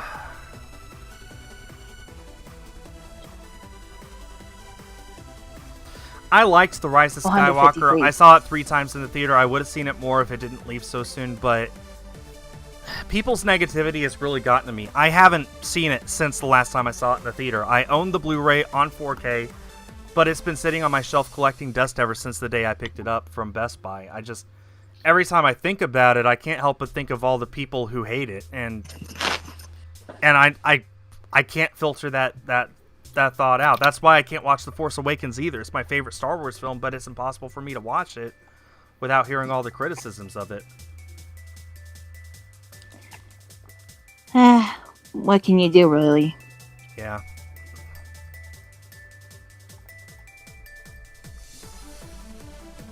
So one of my favorite streamers was shiny hunting a Shuckle. And he Oh, got yeah? 2 shinies in a row. 2 90s in a row?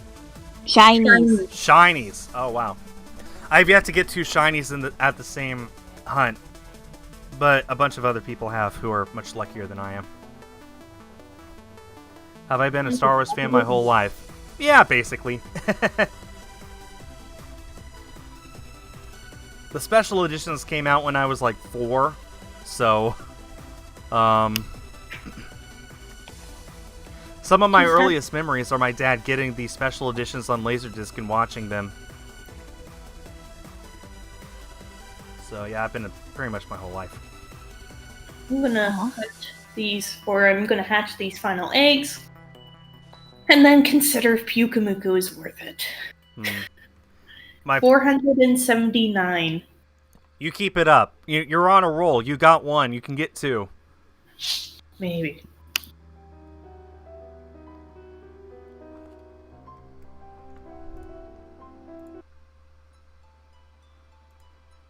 My first starter in this game was Finnegan. I had in my mind the I wanted to reset the game as many times as it took to get a female, and it was a female first try, so I never needed to reset. Nice. I was very happy. I named her Azula. Nice. From Avatar. Yes. I approve. I figured So you you've would. seen that show too. Excellent. It seemed appropriate. It's good. Friendly reminder, Azula was 14 years old in that show. Really? I Only think 14? in her debut she was 14. So I think she's she- around 15 or... She looks so much you're older, talking- though. Like, That's a Japanese thing, though. Like, they tend to... yeah, I know. No, but... So by the end of it, Azula might be 14. Or 15. Yeah. I think Zuko you're is probably around 17. 15,000 on Manaphy. Don't care how much higher my odds are. You can get shiny Pikachu. Keep it up, Nightingale. Although I don't need to tell you that. Is there a shiny charm in X and Y? Yes, there is. And yes, I have it. And I'm doing Masuda as well. So my odds are 1 in 512, just the same as Korie. Yeah. So 1/4 odds will be 124, which I am coming up on. Wow, this is a really good Shuckle with really good attacks and stuff. Nice. Huh. Nice.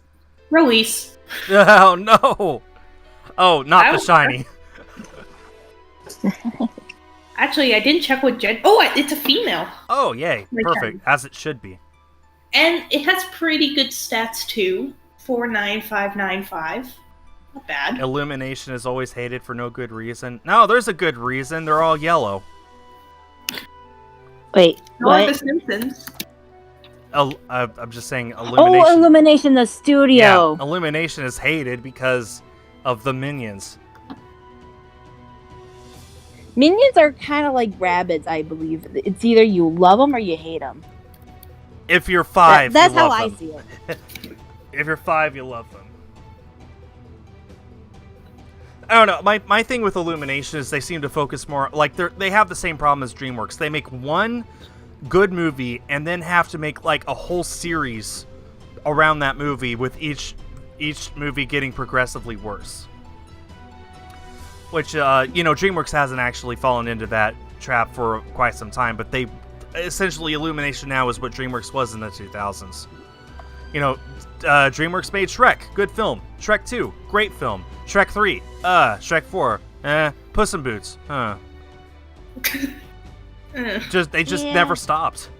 Oh no, I agree. Shrek 2 was better than Shrek. Shrek 2 was amazing. That's a genuinely good film, but they should have just stopped, and they didn't. The money was Shrek 2 is in. like one of the very few films that like the sequel was better than the actual film itself. Yeah, especially in animation. Like, I think maybe Toy Story 2 could claim that as well, but not many others. Secret Life of Pets was good. Yeah, it was good. But then they made a second one. Did you guys even know that? I barely even remembered that. I do remember seeing commercials for that. I remember it existing. I've actually never watched either. So I saw the first one. It was fun, but was it sequel worthy? I don't think so. So yeah. Anyway, I just the problem with Illumination is they make one good film and then just have to make a series surrounding that film to bring in the dough. What's another one of the is Hotel Transylvania Yeah. Illumination, or is that DreamWorks? I can't remember No, which one of the two. I don't think it's DreamWorks. I think it's Illumination. I can never remember which one it is. Also, I hit 124, so I am... No, wait, 128 is the halfway point. My bad.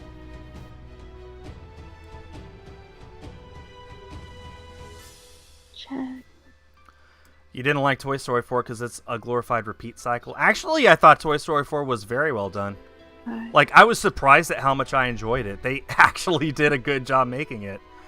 Did it have a reason to exist? No. But is it a lot of fun? Absolutely.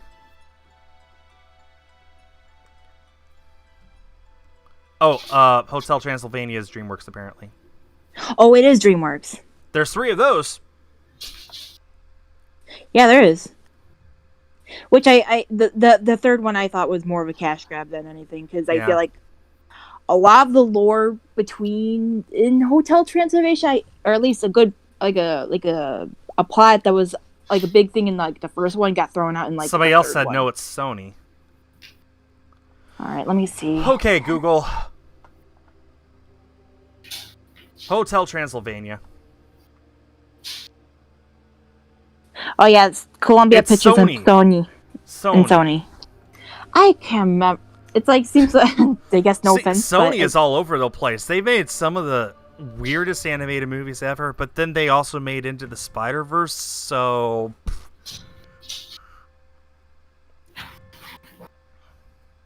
I don't know. Animation can be weird. it can. Like, the only company that I think is pretty consistent in their quality has been Disney. But even then, only this past decade or so. Mm-hmm. Like, Disney has 3 major periods of animation: the Golden Age, the Renaissance, and the Revival, which is what we're currently in. Anything released out of those is hit or miss. Sometimes you get hits like 101 Dalmatians or The Jungle Book, or even The Rescuers, but other times you get misses like, oh god, heaven forbid we forget The Black Cauldron, or Home on the Range. And some of them are misses when they first come out, but they become hits later, like The Emperor's New Groove, which is easily the funniest movie they've ever made. Wozzie says they're going to go shower. Okay. Alrighty. But yeah, Oh, I love The Emperor's New Groove, though. It had some of the best, it had quite a few of the best one-liners. It is. Emperor's New Groove is hilarious, but when it first came out, hardly anyone went to see it because it looked like a cheap animated film. Like, it looked sort of like a Saturday morning cartoon, and not up to the same stuff that Disney had just done with, like, Tarzan and Mulan. Actually, you know what the funny thing was? I think they did end up making it into a cartoon anyway. They did. The Emperor's New School. Yeah, you're 100% right.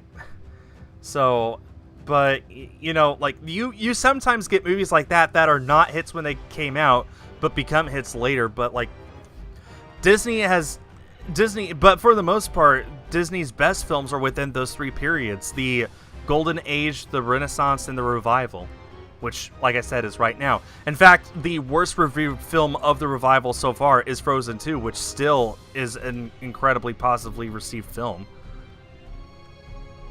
So I'm really looking forward to Raya and the Last Dragon next March. Huh. I do really gotta watch Frozen 2. I have it on Disney Plus. I just have not had the chance to watch it. I think it's worth watching at least once if you like the first one. Oh, I do like the first one. So there you go. Disney was good until 2019. They turned into Nintendo 2015. Disney didn't make a film in 2015. I don't know what that statement meant, actually. My favorite Disney movie is Frozen. Wait, actually, speaking of Disney, which park was supposed to get Arendelle again? I forgot, because I was thinking about Shanghai and Paris, I believe. Okay, I couldn't remember Actually, which park wait. It might be Tokyo. Tokyo Disney Sea gets it. Holy cow! My counter just went up way too high, sorry. Oops. Fixed it. Okay, that was number 128. I just held down the F10 button way too long. I am now 1/4 of the way. No, it's not coming to Epcot. Moana is. Moana is coming to Epcot, yeah, but Frozen is not. Oh, you're thinking of Frozen Ever After. That's already out. But no, there's going to be a whole themed land coming to Paris and Tokyo Disney Sea. Shanghai is getting Zootopia Land. In fact, they just laid down the very first post for that yesterday, so... Did they say there what if the area is going to get an attraction? Zootopia? Oh, it had better. Because I'm like... It's going to be a whole themed land. There better be at least one. Because I'm like, if it's like a small like rest area, like the Tinkle area at Disney World, that's a little bit more understandable. If it's like a huge, big, it's going to be a huge expansion. It's going to be as big as like New Fantasyland. Yeah, so you better have an attraction for that. I think it will. I'd like to say it will, but I don't remember the details right now. But, you know, I'm planning, once those expansions in Asia are all done, to take a trip to all three of those parks. Tokyo, Shanghai, and Hong Kong to see them all. Oh, I think Hong Kong's getting it too. I kind of like that all the parks of the world are getting their own special things now. It makes it gives you more of an incentive to try and visit them all if you're an American. Because up till only the past few years, there was hardly anything exclusive in the rest of the world. Like, Tokyo Disney Sea was about it. But now all these other parks are getting expansions that North America will never see. Or, like California Adventure's getting the Marvel-themed land, which Disney World will never get. So now you got an incentive to go visit there as well. And I just love it. Sorry, go ahead. I'm sorry. I was just going to say it gives me an incentive to go travel the whole world and see all these parks. Okay. Though I was just going to say, like, I think Disney would have done Marvel Land in Florida too. They can't. If not for Universal. Yeah. That's what I'm saying. Yeah, Universal. So for those of you who don't know, before Disney bought Marvel in 2012, Universal owned the theme park rights to the characters, all Marvel characters. Every single Marvel character. I think majority of it, because I think some there. Well, I mean, Disney gets Guardians. Let's rephrase this. Whatever is not at the Universal Park can be showcased at Disney World. So yeah, basically, when Disney bought the rights to Marvel, they made an agreement that they would never use the Marvel franchise on the East Coast, because that's where Universal has their biggest presence. They could use them in all the rest of their parks around the world, including California, but not in Florida. I guess they were able to come up with an exception for Guardians of the Galaxy, because they've been promoting that stuff on the East Coast for quite some time in Epcot, and they have the new Guardians of the Galaxy Cosmic Rewind coming out, that new huge indoor roller coaster in Epcot as well. But as far as stuff like Spider-Man or Captain America or Iron Man, you're never going to see that on the East Coast. So what they're doing is they're re-theming Rockin' Roller Coaster in Paris to be an Iron Man experience, and they're creating the Avengers land in California as well. Just stuff that they're unable to do on the East Coast. So again, gives you an incentive to see more parks than just Disney World. Disney World seems to be the go-to park for people on vacation, but in just a few years, you're going to have a lot of choices, and each of those choices will have unique options. I mean, I could see that, but just because again, it's in like tourist central, which it would be Legoland, Yeah. Universal, SeaWorld, Yeah. Disney World. Well, I'm say SeaWorld. SeaWorld's hit or miss, I guess, just because. We have one here in Texas. That's enough for me. I'm just saying because of the controversies surrounding it. Yeah. And plus, like a 90-minute drive, you can literally go like. If you ever seen the movie Dolphin Tale or Dolphin Tale 2, Clearwater is like a 90-minute drive from like Orlando. Yeah. Actually, I will suggest. If you go near the Gulf in Clearwater, I would suggest go to the Marine Aquarium. It's actually really cool in there. Yeah, I mean, Cape Canaveral is only 60 minutes away from the Orlando airport too. So, yeah, Florida. There's a lot of stuff that is really close to each other. That's what we're trying to say. Yeah. Honestly, I really want to, and I hope they'll get done by 2023. But if not, oh well. But I don't know if you saw this, but I've been seeing pictures of Super Nintendo World from the Japanese park, and I'm like, oh my god, it's actually looking really cool. And I now I want to go to it. That's the only thing that can make me go to a Universal Park, Nintendo. I mean, like, I'm seeing images and it's like, oh my god, it's actually looking really cool. Yeah, like, it doesn't look bad at all. But yeah, my plan for touring the Asian resorts is to wait until at least Utopia Land and Frozen Land are done at those parks, and they'll probably announce some other expansions that they'll get underway as those are wrapping up, but I'm going to at least wait for those to be done, and then I'm just going to tour all of those resorts in one trip. That's 4 total parks. So you got Tokyo Disney World and Tokyo Disney Sea, which is, oh man, that looks so cool. Man, that's like the most unique park in the world outside of the stuff in Florida. There's the Shanghai Disneyland, which is the newest one to open up. I watched the opening ceremony live stream on YouTube in 2016. That was awesome. And the one in Hong Kong, which seems to be the one that has been the most left behind, but they're getting a lot of major expansions to make it really worth going to. So I figure, just hopping from one to the other over the course of a little over a week, I could save a lot of money doing that instead of taking separate trips to and from in separate years. So that's what me and Teresa are planning to do. I think we're going to aim around 23 or 24 to do that. Because I'm willing to bet that these major expansions won't be done until maybe 22. Maybe not even until 23, so we'll just have to see. You never know. Never know. Okay, I'm up to 133. I'm now 1 away from when Wozzie got theirs. Actually, I've been losing. I lost track of how many I have, but I can know. Well, you can count. I actually have like a calculator app, so I can like check on how many. So okay, now I have 170. All right. I have an online or like a counter app to keep track, but as I'm talking, I'm like forgetting to. I'm not interested in Universal, Sebastian. Universal is not Disney, thus 0 interest. Tell me when Nintendo Land opens up, and Universal's like 80% simulator ride. Thrill ride. No, simulator. It's, I think the only really, it's like, what the hell is that? Oops, I'm so sorry. It's fine. What the heck is that? There's a roller coaster. I can't think of the name of it. It's right by Minion Mayhem. Yeah, because there's that roller coaster by Minion Mayhem. There's E.T. and then there's Men in Black Alien Attack. Oh no. Those are like the only rides that aren't simulator rides. Failboat is streaming an hour later. Well, I'm glad you came in here to tell everyone to stop watching me in an hour, Mahana. That was so generous of you.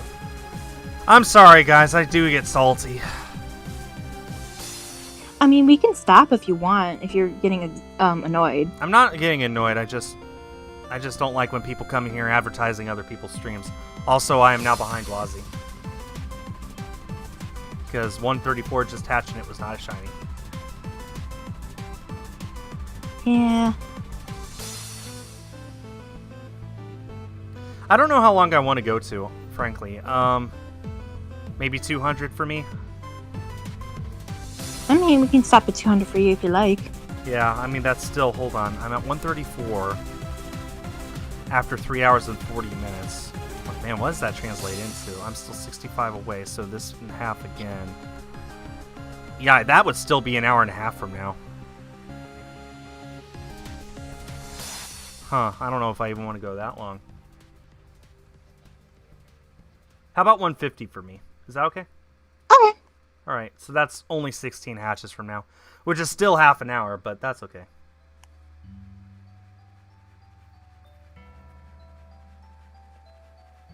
I'm just a Disney nut, guys. I'm passionate about Disney. Universal parks tend to be more like, hey, see these movies? This is a ride based off the movie. Disney is more like a whole experience, and a lot of them are unique experiences, you know, not something based off a movie or a pre-existing media. Like Pirates of the Caribbean was originally created specifically for the Disney parks, and there's simple things at the Disney parks too that aren't thrill rides, that aren't there just to grab your attention or stuff like that. Like even just going on the carousel.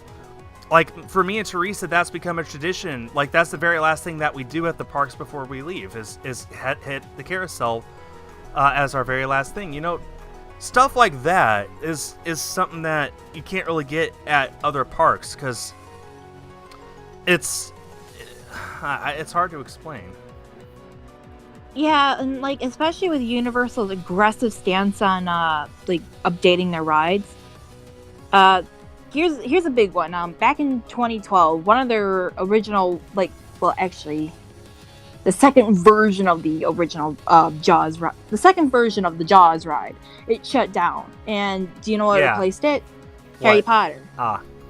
Diagon Alley. Well, I remember there was some controversy in Hollywood that they tore down the old soundstage that Phantom of the Opera was filmed on to make way for Harry Potter.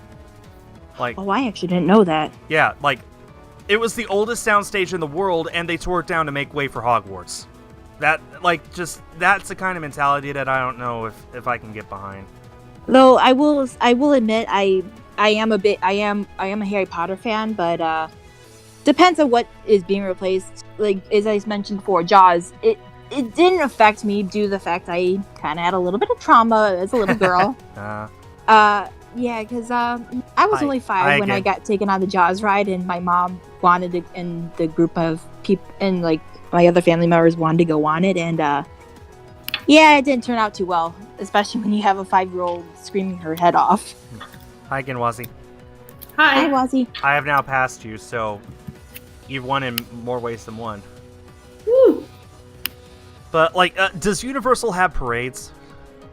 Yeah, I know it. I'm not sure, right? Like, it did have the Mardi Gras parade, but well, do they have a daily parade where all the characters come out and just parade down the street for everyone to see? I don't think so. Do they have fireworks?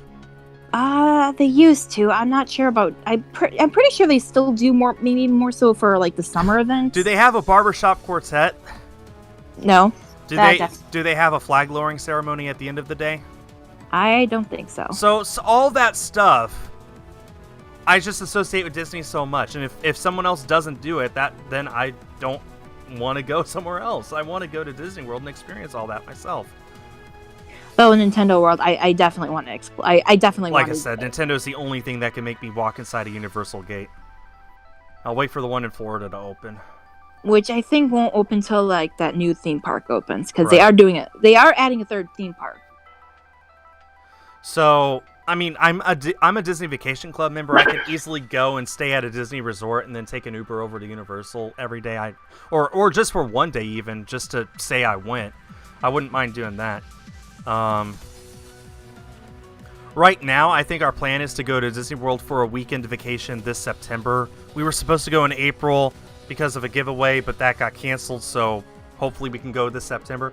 And then we're going next October for 10 days. Ooh. and then probably just gonna wait until the Asian resorts are open and hit those up. Maybe not. Maybe we'll hit up Disney World again shortly after that, just so our DVC Well, I think points aren't don't you go to waste. going next October?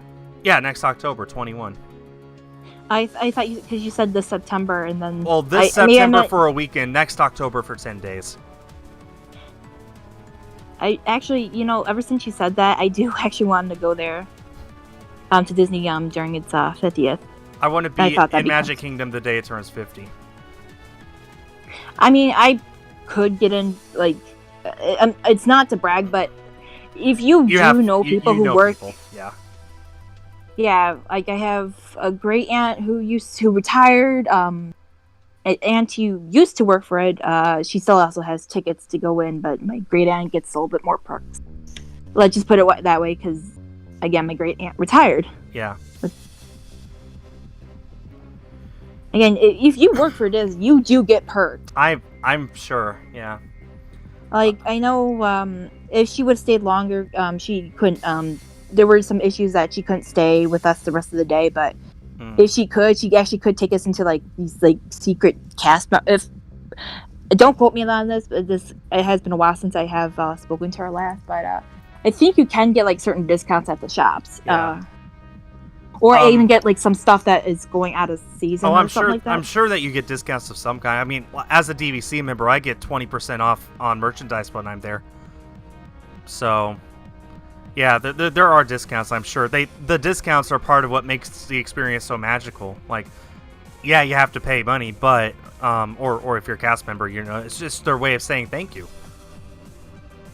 So, man, I'd love to go back to. I'd love to go see the. Erebus, the Erebus, is that how you say it? Erebus, Arribas?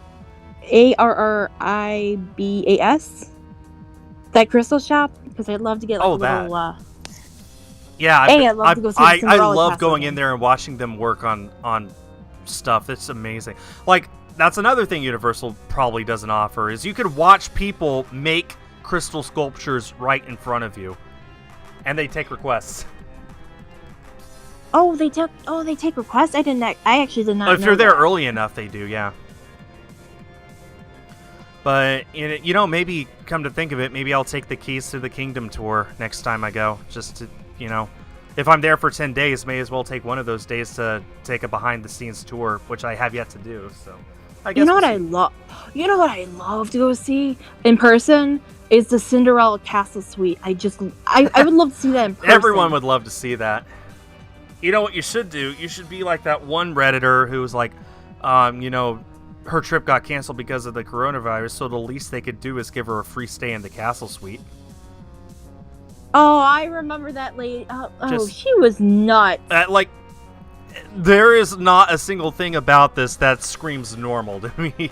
Like, this is the kind of person who appears on, like, Entitled Parents or Karens or whatever, man, just seeing absolutely nothing wrong with what she was requesting. Good grief. Didn't her husband, like, get, like, horrified at her actions?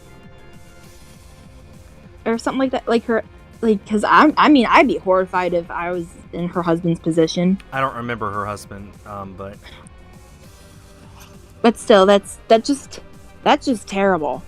It's not their fault. It's not you really think that you're the only one who's being affected by this and not the literal millions of people who have had their vacation canceled because Disney's been closed for 3 months? Just, oh, man. What makes you think that you're in some way more affected by this than them and thus more entitled to a... Oh, good grief. People are just dumb. People are dumb. Kate, I would love... There is one video game in my mind that I would love to have made. If I could make it myself, I would. But what I want is, like, on a scale just far above what I would be able to do by myself.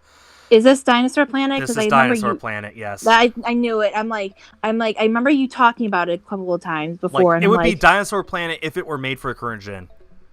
It would be a vast open world. It would be beautiful. It'd have colors and so many species of dinosaurs and no Fox McCloud anywhere. No Fox McCloud, and it would be like this beautiful, like, a huge story and like kind of like Breath of the Wild where you can explore, but more story focused than exploration focused.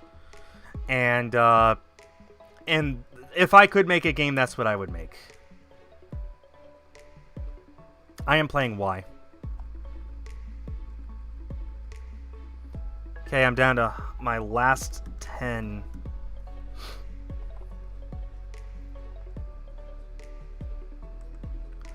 I do know Disney announced that they're going to be slowly phasing their reopening. I think they said beginning July. I think they said beginning of July too. Mid-July. So it'll be an incredibly, like, they're going to play extremely safe. They're going to open like only Magic Kingdom and Animal Kingdom, and then a week later Epcot and Hollywood Studios, and they're going to be operating at, I think they said 20% capacity. They're going to force every person to wear a mask. They might get their temperature checked before they go in. You know, there's already tons of people complaining they're ruining the magic, and like, don't go. If you think that the magic will be ruined for you, then just wait until the rules are a bit more lax. They just can't have any risks right now. But, you know, just I respect Disney for that. I do. That's probably as smartest way you have to be that they could losing do money this. if you're only keeping 2 parks open, but again, it's for the safety of everybody. Yeah. And they're only opening 2 parks and at a reduced capacity. That's honestly a very smart move. It is. It's probably the smartest thing they could do. There's like, this is, they have, I can't imagine how many, maybe literal billions of dollars they have lost out on so far this year because of this, and they're just playing as smart as they can. I will remind people that before this, the longest that Disney World has ever been closed is for a single day, which had only happened 5 times total. 4 of them for hurricanes, 1 for 9/11. That's it. So, by the time Disney World was closed for a week because of coronavirus, it had already set a record that all the others combined did not reach. And they've been closed now for over 2 months. By the time they reopen, it'll be 3. Actually, I think it'll be 4. So, I can just imagine how much money they've lost because of this. They're doing their best. I mean, I'm glad that last year was such a ridiculously good year for them. At the box office alone, they earned over $10 billion. Forget their revenue from the parks or from merchandise or from any of the other things that they do. I saw somebody calling on them to make Disney Plus free during these trying times, and everyone called them out on it. Like, Disney Plus is like the only thing that's making them any revenue whatsoever right now, and it's only $7 a month. Come on. Oh, I could see that person's "May I speak to the manager" haircut. I know. I'm seeing it right now. I can see it. Because that's such a I need to speak to the manager here. And, you know, I'm sure that the magic will be ruined for a lot of people who go to Disney, but for most of those people who make the trip to go, it's just going to be a way of trying to escape the world for a few hours. It's not trying to have this huge magical vacation that everyone will remember for the next 10 years. It's, at this point, it's just to try and just as a way of escape. So, but, you know, considering what the world is going through right now. Yeah, exactly. Who can blame them? Absolutely. Which is why, you know, September may or may not happen. You know, even if all the rules are completely gone by September, I don't know if we're still going to go. We might just decide, you know what, nah, it's not worth it. Let's just wait until next year. We'll have to see. Now, I do feel kind of bad for Disney because they, like more so for Hollywood Studios, just because they opened up opened up Mickey's Runaway Railway, whatever it was. They just opened Mickey up Minnie's the new Runaway one. Railway. Yeah, they had just opened that up like 2 weeks before they closed. Yeah, like, and how much did it cost to actually, you know, build the ride? A lot. It used a completely different train system than the Great Movie Ride. So yeah, they had like because it's a trackless ride, right? It's essentially the same show building, and that's it. Everything on the inside was redesigned from scratch. Which, hey, props to them for doing that. It's going to make it feel a lot more natural, but yeah, I feel bad. I'm looking forward to riding it. There's a ton of stuff in Hollywood Studios I haven't gotten to experience yet. Between that ride and the entirety of Galaxy's Edge, and I barely done more than walk inside Toy Story Land, so there's a lot of stuff that I'm really looking forward to during my next trip. But yeah, the good thing about Disney is they're still around. They're not going anywhere. They've definitely taken a huge plummet because of this, but who hasn't? And, once they're back up and running, people will be more than happy to go and spend a few days there. So I'm looking forward to going whenever it may be. If it's not this year, then I've got a 10-day vacation next year, including the day it turns 50 years old to look forward to. I wonder what they're going to do for that. I wonder too. My guess is that they are going to announce some of it at D23 next year, but D23 is only like 3 months before that day, so we'll have to see. They'll probably announce something sooner than that. I'm sort of wondering if this October they'll have like a 1-year countdown leading up to the event, and they'll just announce new stuff constantly throughout that year. They're probably also going to do something to the castle too, like they did back in the early 2000s. Oh, with that, I was there for that. I was there in person to see that. That candy castle, I think it was. It was a cake. It was a cake. That's it was a right. big That's birthday right. cake. Yeah, it was the birthday cake. Michael Eisner had no one to tell him no. I had to been at least 3 or 4 when that happened. I was exactly I remember 4. I do know, and we do have pictures of it going to the castle, or at least taking pictures of it, but you know what I mean. Yeah. Curse Sea Bunnies, because this is a pre-Gen 6 Pokemon, and Pokemon Y is where I'm keeping my living shiny decks. So I prefer to just get this in Y and put it in my shiny decks. So that's why I'm doing it here. But yeah, no, I've got pictures of me and my family in front of the birthday cake castle.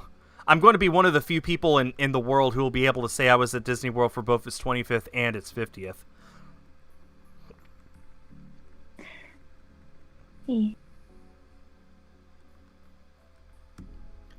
And like, I mean, I also was there for the Mickey's 90th birthday. Oh, I was there too. I got to sign the guest book. Well, I think I was there like in early March, though. Well, no, late March. You were there right before I was. I remember this. Right before. Because I was there last June. I just saw that Abby Mallard story. Right. Go ahead and share that. That's a good story. Okay, so it was like real late quick, in the day. Real quick. Abby Mallard is a character from Chicken Little. Okay, continue. Okay, so I was exiting the park because we were gonna because I was gonna head back to where I was staying at the time, and we were kind of close to the gates, and all of a sudden I felt something on the back, like something like grabbed the back of my hand, and I'm like, I turn around and there's little Abby Mallard right there, wanting to hold my hand. Aww. Yes, and I did, and we kind of skipped close to the train station, and just before we hit the train station, or they get to the park, I should say. She wanted me to give her a hug, and when I did, I just hear her blow a kiss at me, and I'm like, oh gosh. Aww. And it actually turned out it was part of the Long Lost Friends event too. Oh, where the really rare characters show up. Yep. That's awesome. That's such a cool story. It was cute, but it was also very weird at the same time because she was blowing kisses. And well, I mean, she just kind of came up to me. Must have known that you're a fan. I don't know. It was the weirdest experience. But it sounds like such a good one. Yeah, it was. I just, at the time, I didn't know how to react just because, again, it's one of those things that I didn't ever expect to happen. Got it.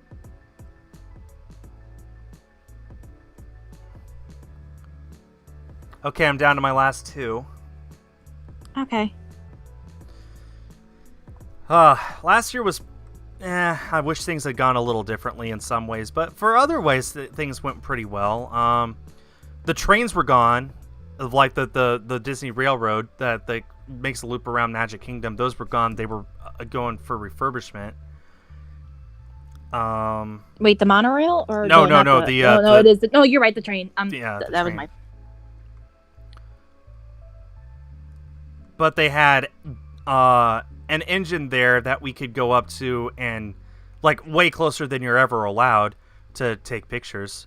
And I got to talk with the attendant there about some stuff about the refurbishment going on. And it's not often that they're so freely allowed to talk about stuff going on behind the scenes. Because usually it's like everything is, about the immersion, about the magic. But since it was obviously not there, the attendant was free to talk about where it was and what was going on with it. And it was so fascinating to talk about that when you're... It's such a rare thing to be able to talk about behind the scenes stuff in public with an attendant and just talk about, up in New England undergoing refurbishment. It'll be back next year just in time for the 50th anniversary, and like this is only the second time in the park's history that it's being refurbished. It's just... This is actually quite cool. Yeah. So, yeah, just, random stuff like that. So somebody was in my chat here earlier. How does Disney have magic? It's really just really popular amusement park that has characters from the movies and shows they created. It's more than that. It's the experience. It's the immersion. It's being there and feeling like you are for a little while transported to a completely different world. And everyone seeming to go out of their way to make it the best experience of your life. It's not just the amusements and the characters. It's not even just the parades and the fireworks show at the end of the day. You got to think about everything else. Like Epcot is a hugely popular park. It has so many people going to it in a trip. There's some people who go to Epcot without even going to Magic Kingdom because it barely has any of the characters from the movies. Its whole purpose is to be like a living World's Fair. And to show scientific innovations and stuff like that. And for a lot of people, that is magical. Being able to just enter a whole nother world. Like, essentially take a tour around the world without really leaving Orlando, essentially. Yeah, when you go to those countries, when you go to Norway, those are real Norwegians that have been hired by Disney to work in the Norway pavilion. When you go to Morocco, those are Moroccans. When you go to France, those are Frenchmen and French women who are, from those countries and are just over here solely to live and to work in their pavilions at Epcot. Like, you can't get that kind of immersion somewhere else. You would have to, the only way to be more immersed is to go to those individual countries. What's cheaper, though? Yeah, what's cheaper? But they're like, every time I go to Disney World, there's just something about it that screams magic to me. Like, just the tiniest of details that go into it. Like, the fact that at the Land Pavilion at Epcot, the mural on the side actually wraps down to the floor for a few inches because the designer made it a little too tall, and they agreed that instead of cutting off the bottom, they would just wrap it onto the floor. Like, it's something that no one would notice, but knowing it now, with the knowledge that I have, that just makes it so much more interesting. And now whenever I go, I make it a point to scout that out, to see it, to appreciate it. It's all in the details. It's all in the immersion. It's all in Disney actively making it a magical experience for you. Also, I did hit 150, so I'm just going to empty out my box now and call it a day. What did you end up at? Close to 200 because I lost track of counting because, again, when I start talking, I lose track of stuff. Yeah. I mean, I still have a couple more eggs to hatch. I could just hatch these eggs real fast and then call it. Because they hatch like crazy with the flame body. Yeah, they do. But I mean, there's more to Disney World than just all that. I mean, the extra stuff too. They have a city hall that you can go to get a button to wear on your shirt to let the whole world know why you're there that day. Like you're there it's because it's your birthday, or you just got married, or you're just it's your first time. You know, there's a button for everything. And the cast members, when they see that button, they'll point it out and call you out and say, "Hey, hope you're having a magical experience." You know, they'll actually go out of their way to do something extra for you. When I went for my birthday back in 2017, I got free dessert at every meal.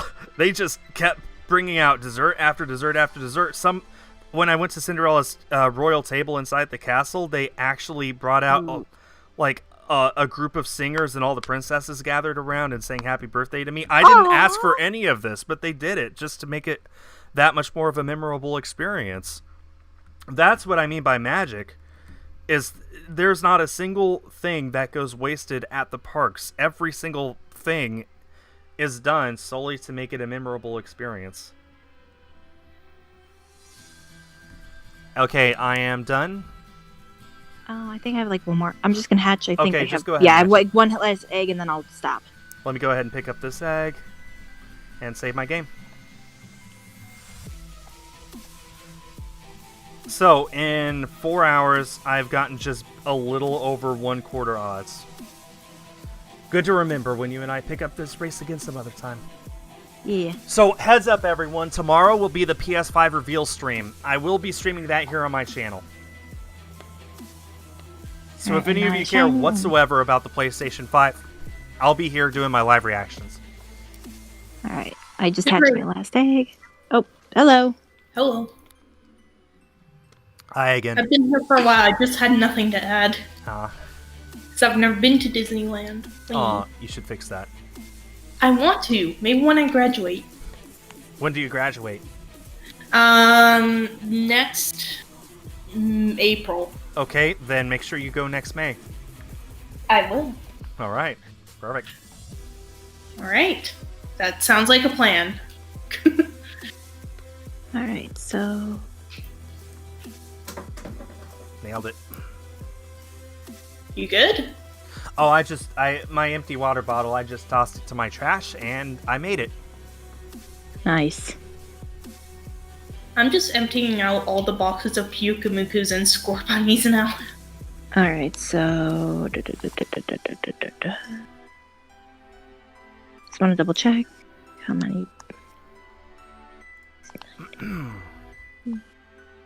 50.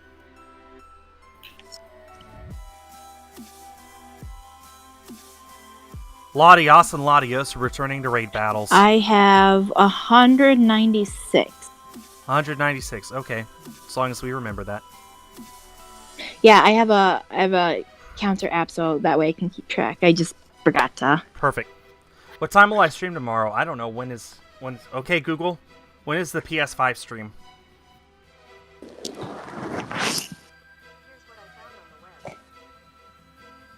What time is this? 3 p.m. my time. So essentially right this minute is when I'm going to start streaming tomorrow. About 10 minutes prior to now. So there you go. All right, well, congratulations, Wozzie, on winning this race. Congrats, Wozzie. And Korie, you and I have some unfinished business that we will continue later. All right. All right. In the meantime, thanks everyone for watching, especially Iris Nugget for all those amazing donations and everyone else who donated. I'll be back tomorrow with the PS5 stream. Until then, see you guys later. Bye. Yeah, Bye.